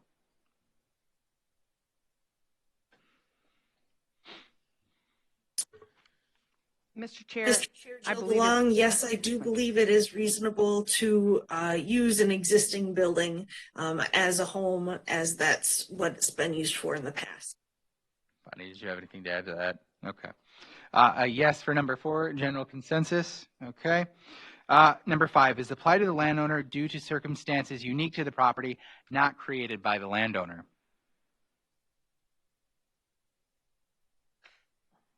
Mr. Chair, I'll say yes. She bought the house that way. It was situated there when she got it. Okay, a yes for number 5, consensus. Okay. Number 6, will the variance maintain the essential character of the locality? Mr. Chair, yes, it will. It won't change anything. It'll stay as is. Very good. Consensus for number 6 is a yes. And number 7, the need for the variance involves more than economic considerations. Yes or no?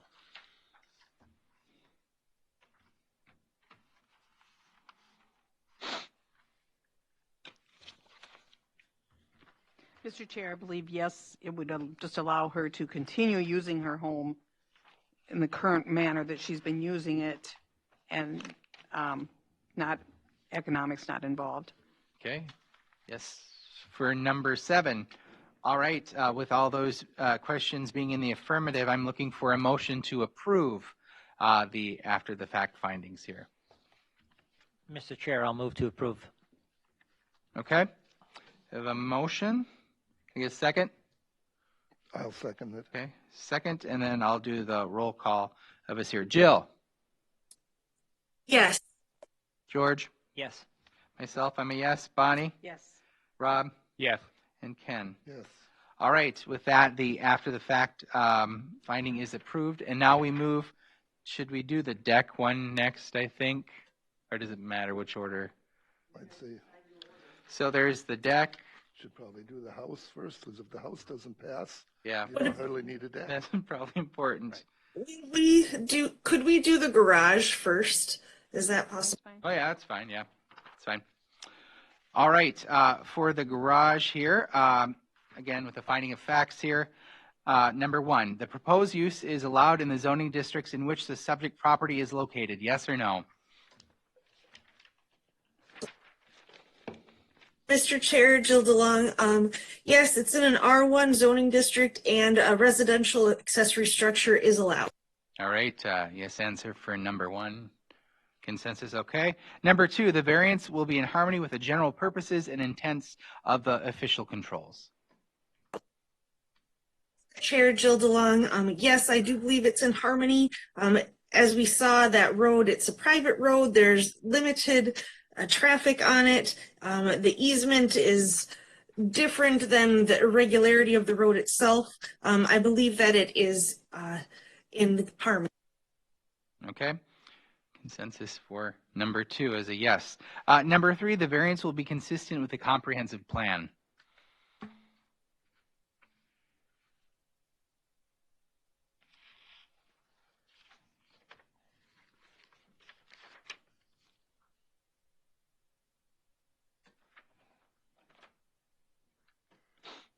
Mr. Chair, I believe it would be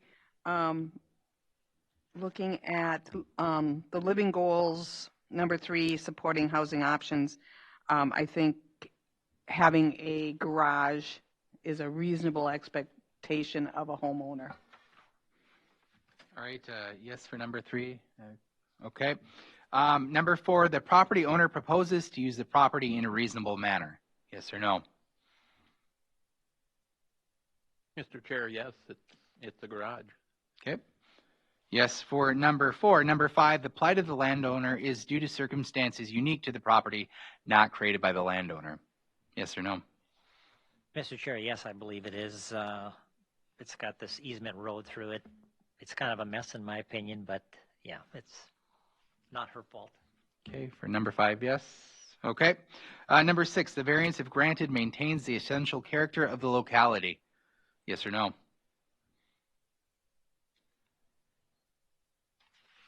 Mr. Chair, other homes along that, in that area have garages, and so I think it meets with the character of the community. Okay, yes for number 6. And number 7, the need for the variance involves more than economic considerations. Yes or no?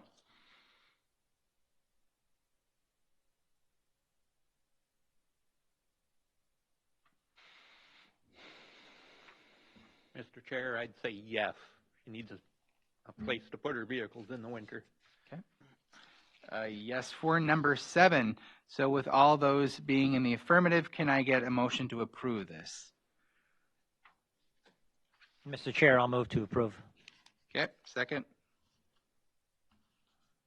I'll second it. Okay, motion and a second. I'll take the roll. Jill? Yes. George? Yes. I'm a yes. Bonnie? Yes. Rob? Yes. And Ken? Yes. All right, that variance is granted there.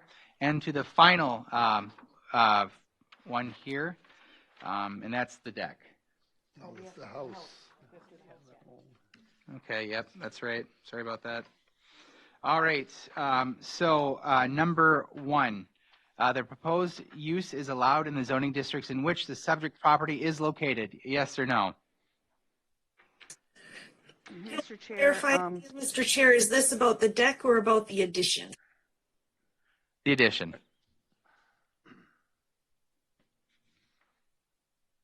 Mr. Chair, it is in an R1, and houses and housing additions are allowed in an R1.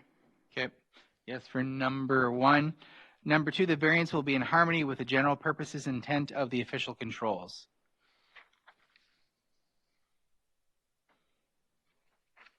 Mr. Chair, Jill DeLong, I'm going to say no on this because it's on the bluff impact zone, and the official controls, we do not want to disturb the bluff impact zone, and this will be right on top of it. So a no. Okay, I have a no for number 2. Any other? I agree with Jill. Okay, so no, the consensus of the board for number 2. Okay. What? Okay, yep. Number 3, the variance will be consistent with the comprehensive plan, yes or no?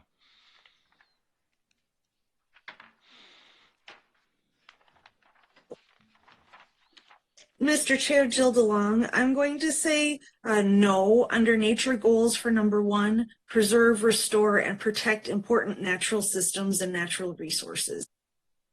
Okay, we have a no answer for number 3. Any comments to the board to that? Okay. I'd just like to add an additional item off the comprehensive plan, and that would be the Lakeshore Living Policies, number 7.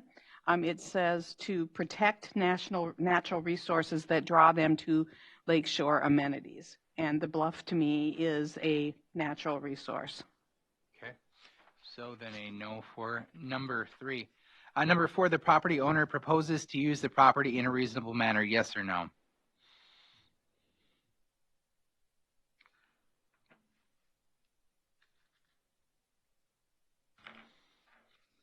Mr. Chair, adding to a small house seems to be a reasonable manner to me. So I would say yes to that one. Okay. Consensus for number 4. All right. The plight of the landowner is due to circumstances unique to the property, not created by the landowner. Yes or no? I guess, Mr. Chair, you'd have to say that the bluff is there. She didn't create. Go ahead. Yep. The bluff part. Okay. Jill? I didn't hear what he said. I said, I guess the bluff was there. She didn't create the bluff at all. It's what she got. So it is unique to the property. The general consensus for a yes on this. Okay. Number 6, the variance, if granted, maintains the essential character of the locality, yes or no? Mr. Chair, Jill DeLong, I believe that if they did build this on top of the bluff, it would not maintain the essential character of the locality. So I would say no. But no, is there a general consensus for that?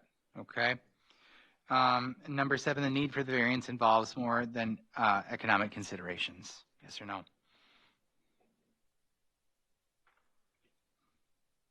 Mr. Chair, I don't believe economics were discussed as part of this request. Okay. Yes, for number 7. So can we get a, since it was not all in the affirmative, we need to look for a motion to deny this variance request for the addition. Mr. Chair, Jill DeLong, I move to deny the variance request to construct a residential dwelling unit addition less than 100 feet landward and less than 30 feet from the top of a bluff. Okay, we have a motion by Jill, a second. I'll second it. Okay, we have a motion and a second. Take roll call here. Jill? Yes. George? No. I'm a yes. Bonnie? I'm a yes. Rob? Yes. And Ken? Yes. Okay. So that variance is denied. And then now we have moved to the deck addition part of this variance request. No. Oh, that's right. Yep, you're right. That's right. That would be important, wouldn't it? All right. So with that, you can talk to staff during regular business hours about this. Could I? Correct. Yep. Could I just ask a couple questions about this, Ed? I know it's after the fact here, but this bluff situation, what does this actually mean? Can somebody explain it in a little bit more detail? If you go, see, you should have gone there. They're on an extremely steep hill. Okay, so it's going down to the water. Okay. Not even just gradual. It just drops right down. Okay, On the side, and so right on top of where she built. Okay, or right under where she built. Okay, so there's no way to use a retaining wall, etc. If she built this thing to. She wants to build a house right in the bluff, which is not allowable.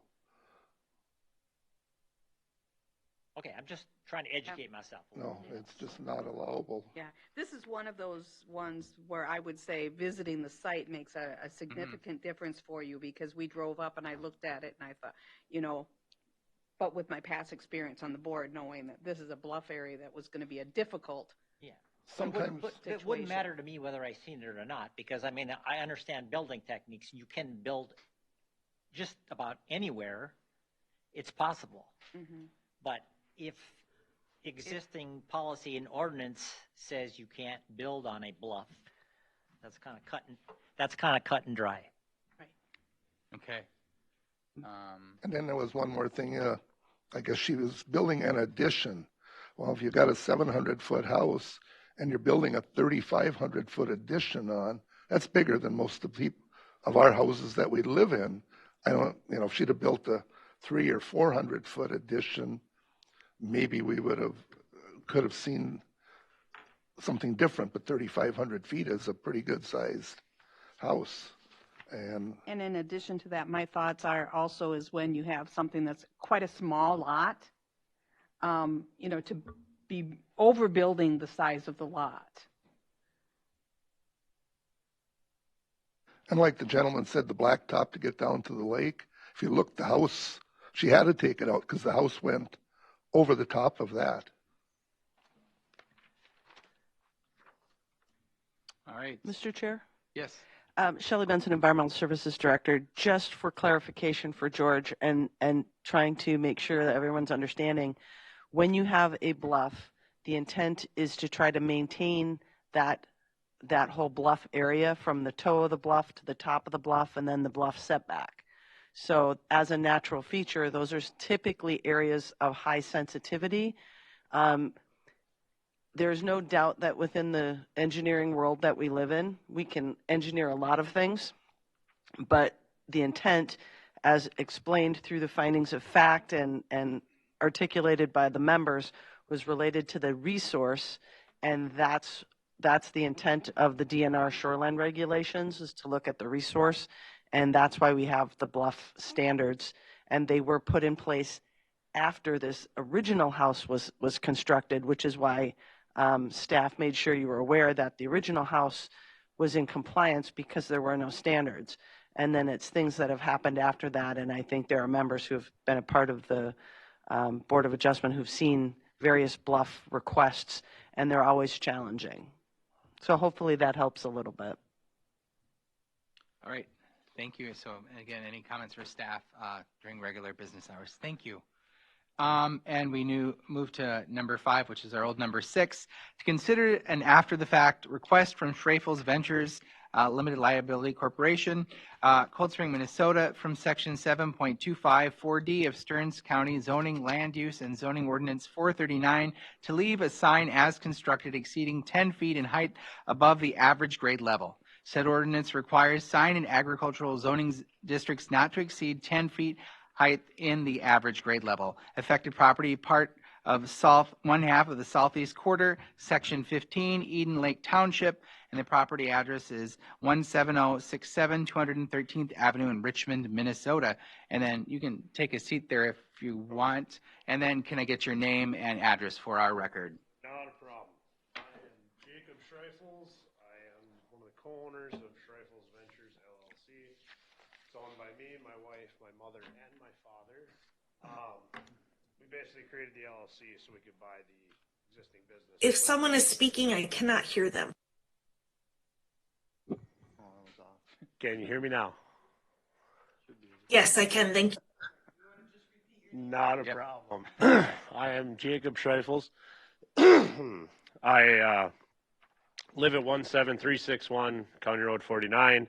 I own the property, Schreifels Ventures LLC, at 17067 213th Avenue in Richmond. As I said, Schreifels Ventures is owned by me, my wife, my mother, and my father. We purchased the business and the land from the previous owner, Jerry and Clean Greenis, who owned Jerry's Meats and Processing. We basically just changed the sign from, his name to our name on his existing spot.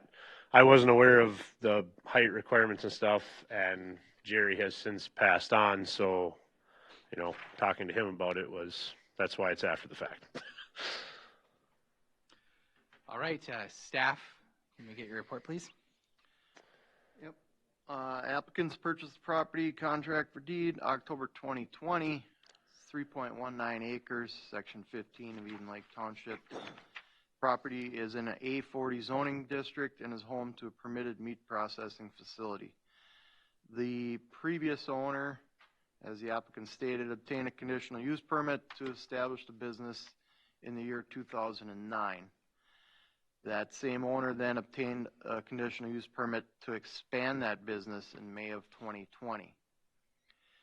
So a conditional use permit, being as it is, had a condition that all signage on the property be brought into compliance by September 1st of 2020. The original owner, Mr. Greenis, passed on without bringing the signage into compliance, and the signage compliance is now the burden of Schreifels Ventures. So the sign is approximately 19 feet in height, give or take. Give or take, yeah. Yeah. It has 2 sides on it with 4x8 panels that advertise the business. The property, as I said, is in an A40 zoning district. It's not within a shoreland overlay district. The existing septic system on the property was certified compliant in April of 2020. Eden Lake Township and property owners within 500 feet have been notified of the request. And the alternative to the request would be to lower the sign down to 10 feet in height above the average grade level.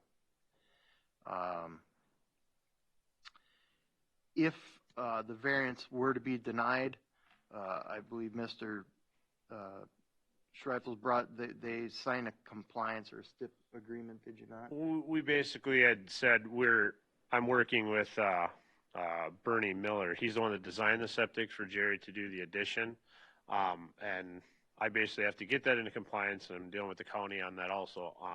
The construction was added and it went actually into holding tanks, so it really doesn't affect our actual septic system, so it's not really an issue, but it's kind of one of those things you have to go along to get along.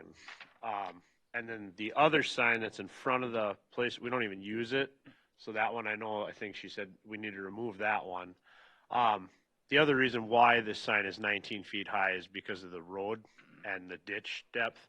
If it was down at 10 feet, it would be underneath the road. You couldn't see it. So, and like I said, we just put ours on where Jerry's was and wasn't really aware of this. And so.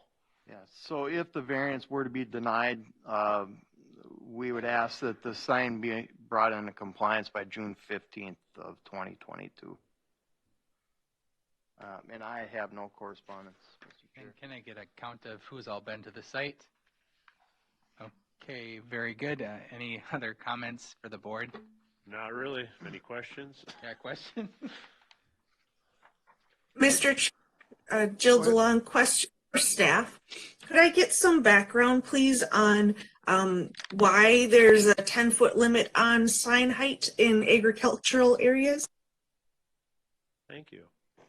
Mr. Chair, I'll defer to the director. Pass the buck. Why?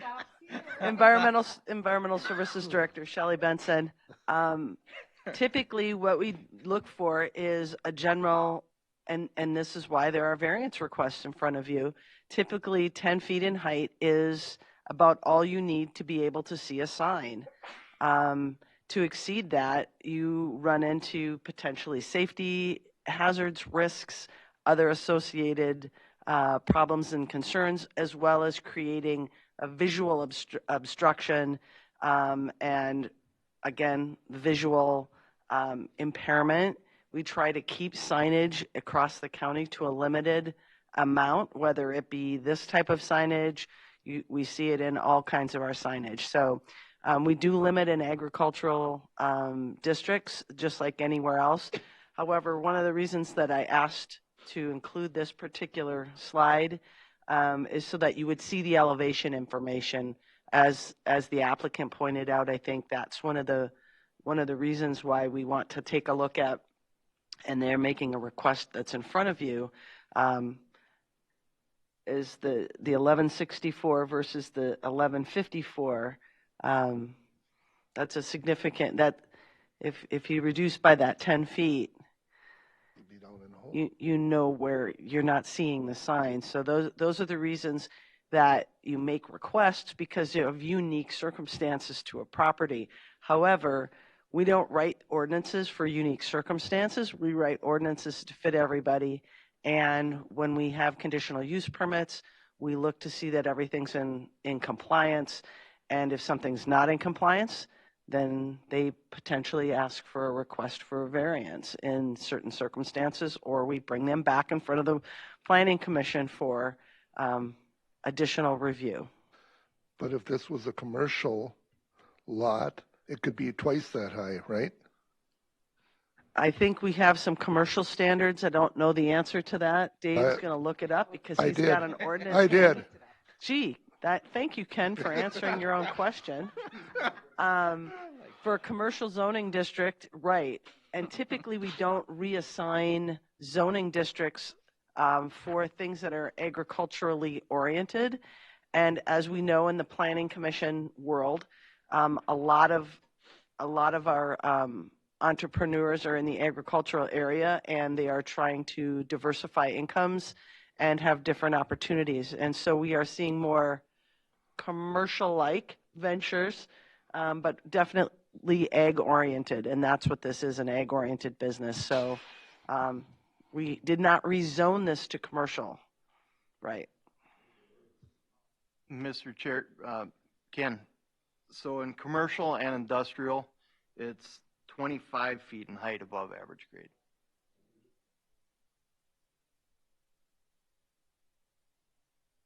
What's the size of So Shelley, what if that sign was farther off the road? Did that matter, or doesn't matter?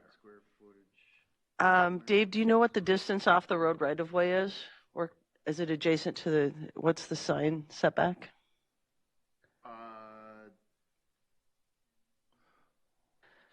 I don't think Would there's a probably difference actually in, have to be taller because it keeps going down. What I'm saying, if it's on their property farther off the right of way, we still regulate the sign. okay, that's my question. Yes. Yeah. We build a 10-foot silo there too. Okay. That's all the higher you can get. Any other questions or comments? And when we looked at that sign there, one of my thoughts was if that sign were lowered down to the 10 feet, to me, there would be visual obstruction from the road, the northeast or the north-south road, the east-west road, coming to that intersection, that would be more of an obstruction to drivers than the height it is right now. I don't understand what you're saying there. When you're driving around the corner there with that sign there, if you lower the sign down to where the crossbars are, Yeah. the road coming from this way, it's going to be right in your line of sight to see if there's somebody coming from the other road. Now it's above your line of sight. So I would ask the applicant, how important is this sign to your business? Extremely.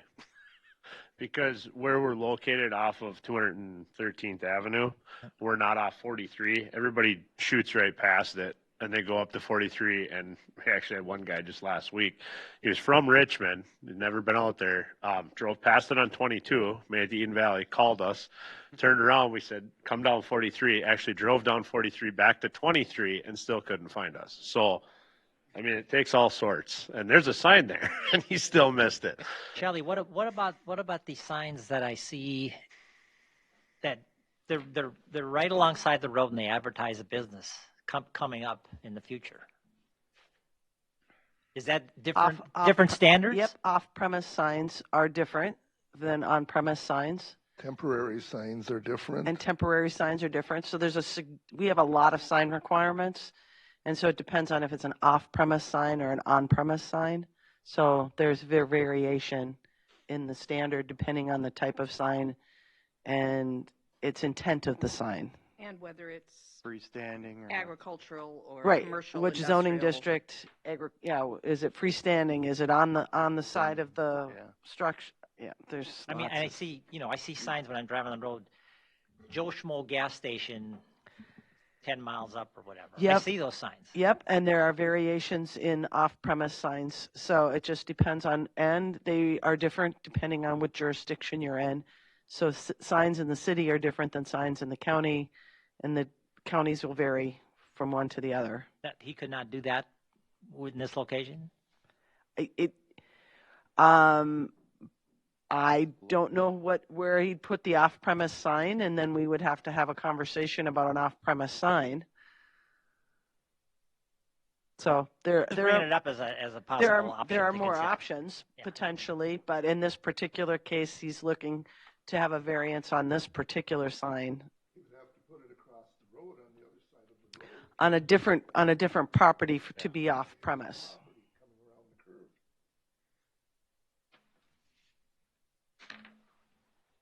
Any other questions, comments? All right. So now moving to our invisible audience back there. Have to ask this. Is there anyone wishing to comment? Anyone wishing to comment? Anyone wishing to comment? As expected, there was no comment. Can I get a motion to close the public hearing? I'll make a motion to close the hearing. Motion, and can I get a second? I'll second it. All right, motion and second. All those in favor say aye. Aye. Opposed? Nay. All right. Going to question number 1. Is the proposed use allowed in the zoning district in which the subject property is located? It is an A40 and signs are allowed in that area. Okay, yes for number 1. All right.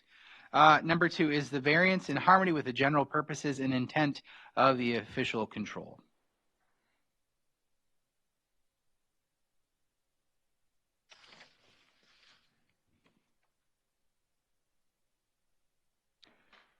Mr. Mr. Chair, I would say yes, it is in harmony because signs are allowed. Yes for number 2. Okay.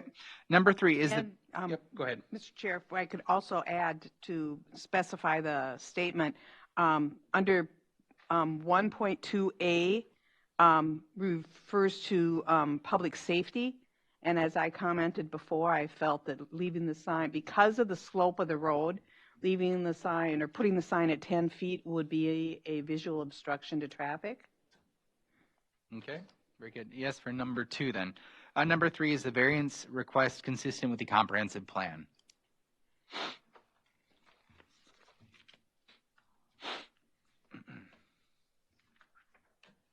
Mr. Chair, I would say yes, and under rural business number 1.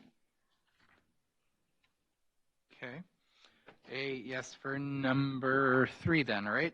Number 4 is a property owner proposing to use the property in a reasonable manner not permitted by an official control.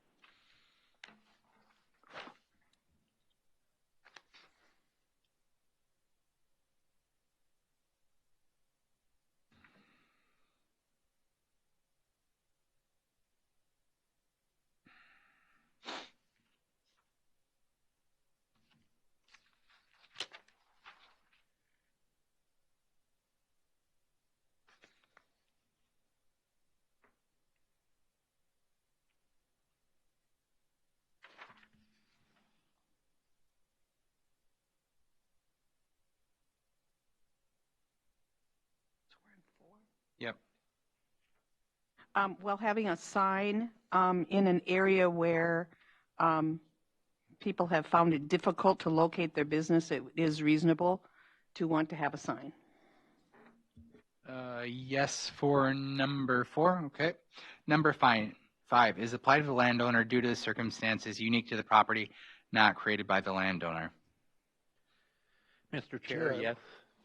I would say because Shelley showed it up here on with the elevation of the property or the ditch. Yep. Yes for number 5 then. Number 6, will the variance maintain the essential character of the locality? Mr. Chair, I would say yes, it will because the sign already exists. Okay. Yes for number 6. And then number 7, the need for the variance involves more than economic considerations. Mr. Chair, economics were not part of this request. Very good. With all the answers being in the affirmative, I'm looking for a motion to approve the variance request. Okay, I will move to approve the after the fact, what would you call it, to allow the sign to remain at 19 feet. Okay. Can I get a second? I'll second it. Okay. All right. Now to vote, Jill? Yes. Okay. George? I'm going to say no. What bothers me is a condition way back when of the permit was that the signage was supposed to be brought into compliance by September 1st, 2020. So that's why I'm saying no. Okay. I'm a yes. Bonnie? Yes. Rob? Yes. Ken? Yes. All right. Your variance has been granted, and any further questions, feel free to talk to staff during business hours. Yep. And just as one comment on your concern there, Shelley, wouldn't being brought into compliance be either moving it to 10 feet or getting a variance? So getting the variance could have been the compliance that they were asked to do. Yeah. But the previous landowner died before he got that far. Yeah, died before. So that's it for our agenda for the evening. Are there any other announcements or news that you have for us? Mr. Chair, yes. Being that I just received a memo from administration related to the emergency allowance for us to have Board of Adjustment members and or other appointed or elected or appointed committees meet virtually as members of that committee. that is being removed, the emergency order. So therefore, all Planning Commission, Board of Adjustment, feedlot review, all other boards and committees will all be meeting as per normal statute requirement that we are all meeting in the same location unless that location is noticed and accessible to the public. Therefore, since we have no known other locations for people to meet at that are accessible to the public, all of our Board of Adjustment members and Planning Commission members and other boards and committees will be meeting in the same location for March and further forward. One less confusing situation. Shelley, what about the applicants? Applicants and members of the public are still allowed to meet, still allowed to participate virtually because we're trying to allow for more accessible options for all members of the public and applicants. So virtual will still continue for those purposes, but for members, we no longer meet the statutory definition if they remove the local emergency order related to COVID-19 and the pandemic. Therefore, we fall back to the regular statute for open meeting and public meeting process. And one more thing, I did have a discussion with the Assistant County Administrator who will be doing some training in the future. So look for that depending on which agenda is short.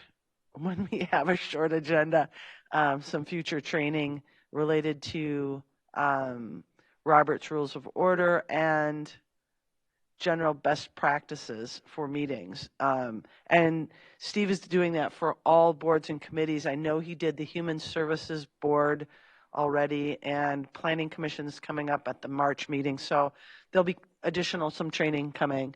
And I believe Angie's looking into some DNR training for Board of Adjustment and Planning Commission, I think both. So that'll be coming in the future. And then, Lori, do you know how many items are on next month's agenda? Hey, watch, it takes like 2 hours. I think one. we're You at just the watch. deadline, right, Lori? Yes, deadline is. Hey, look at that. Wait, how big are these items? Oh, I almost lost my place reading some of those. It's like, all right, anything else? No. Can I look for a motion to adjourn? So moved. Second? Second. All those in favor? Aye. Opposed? Meeting adjourned.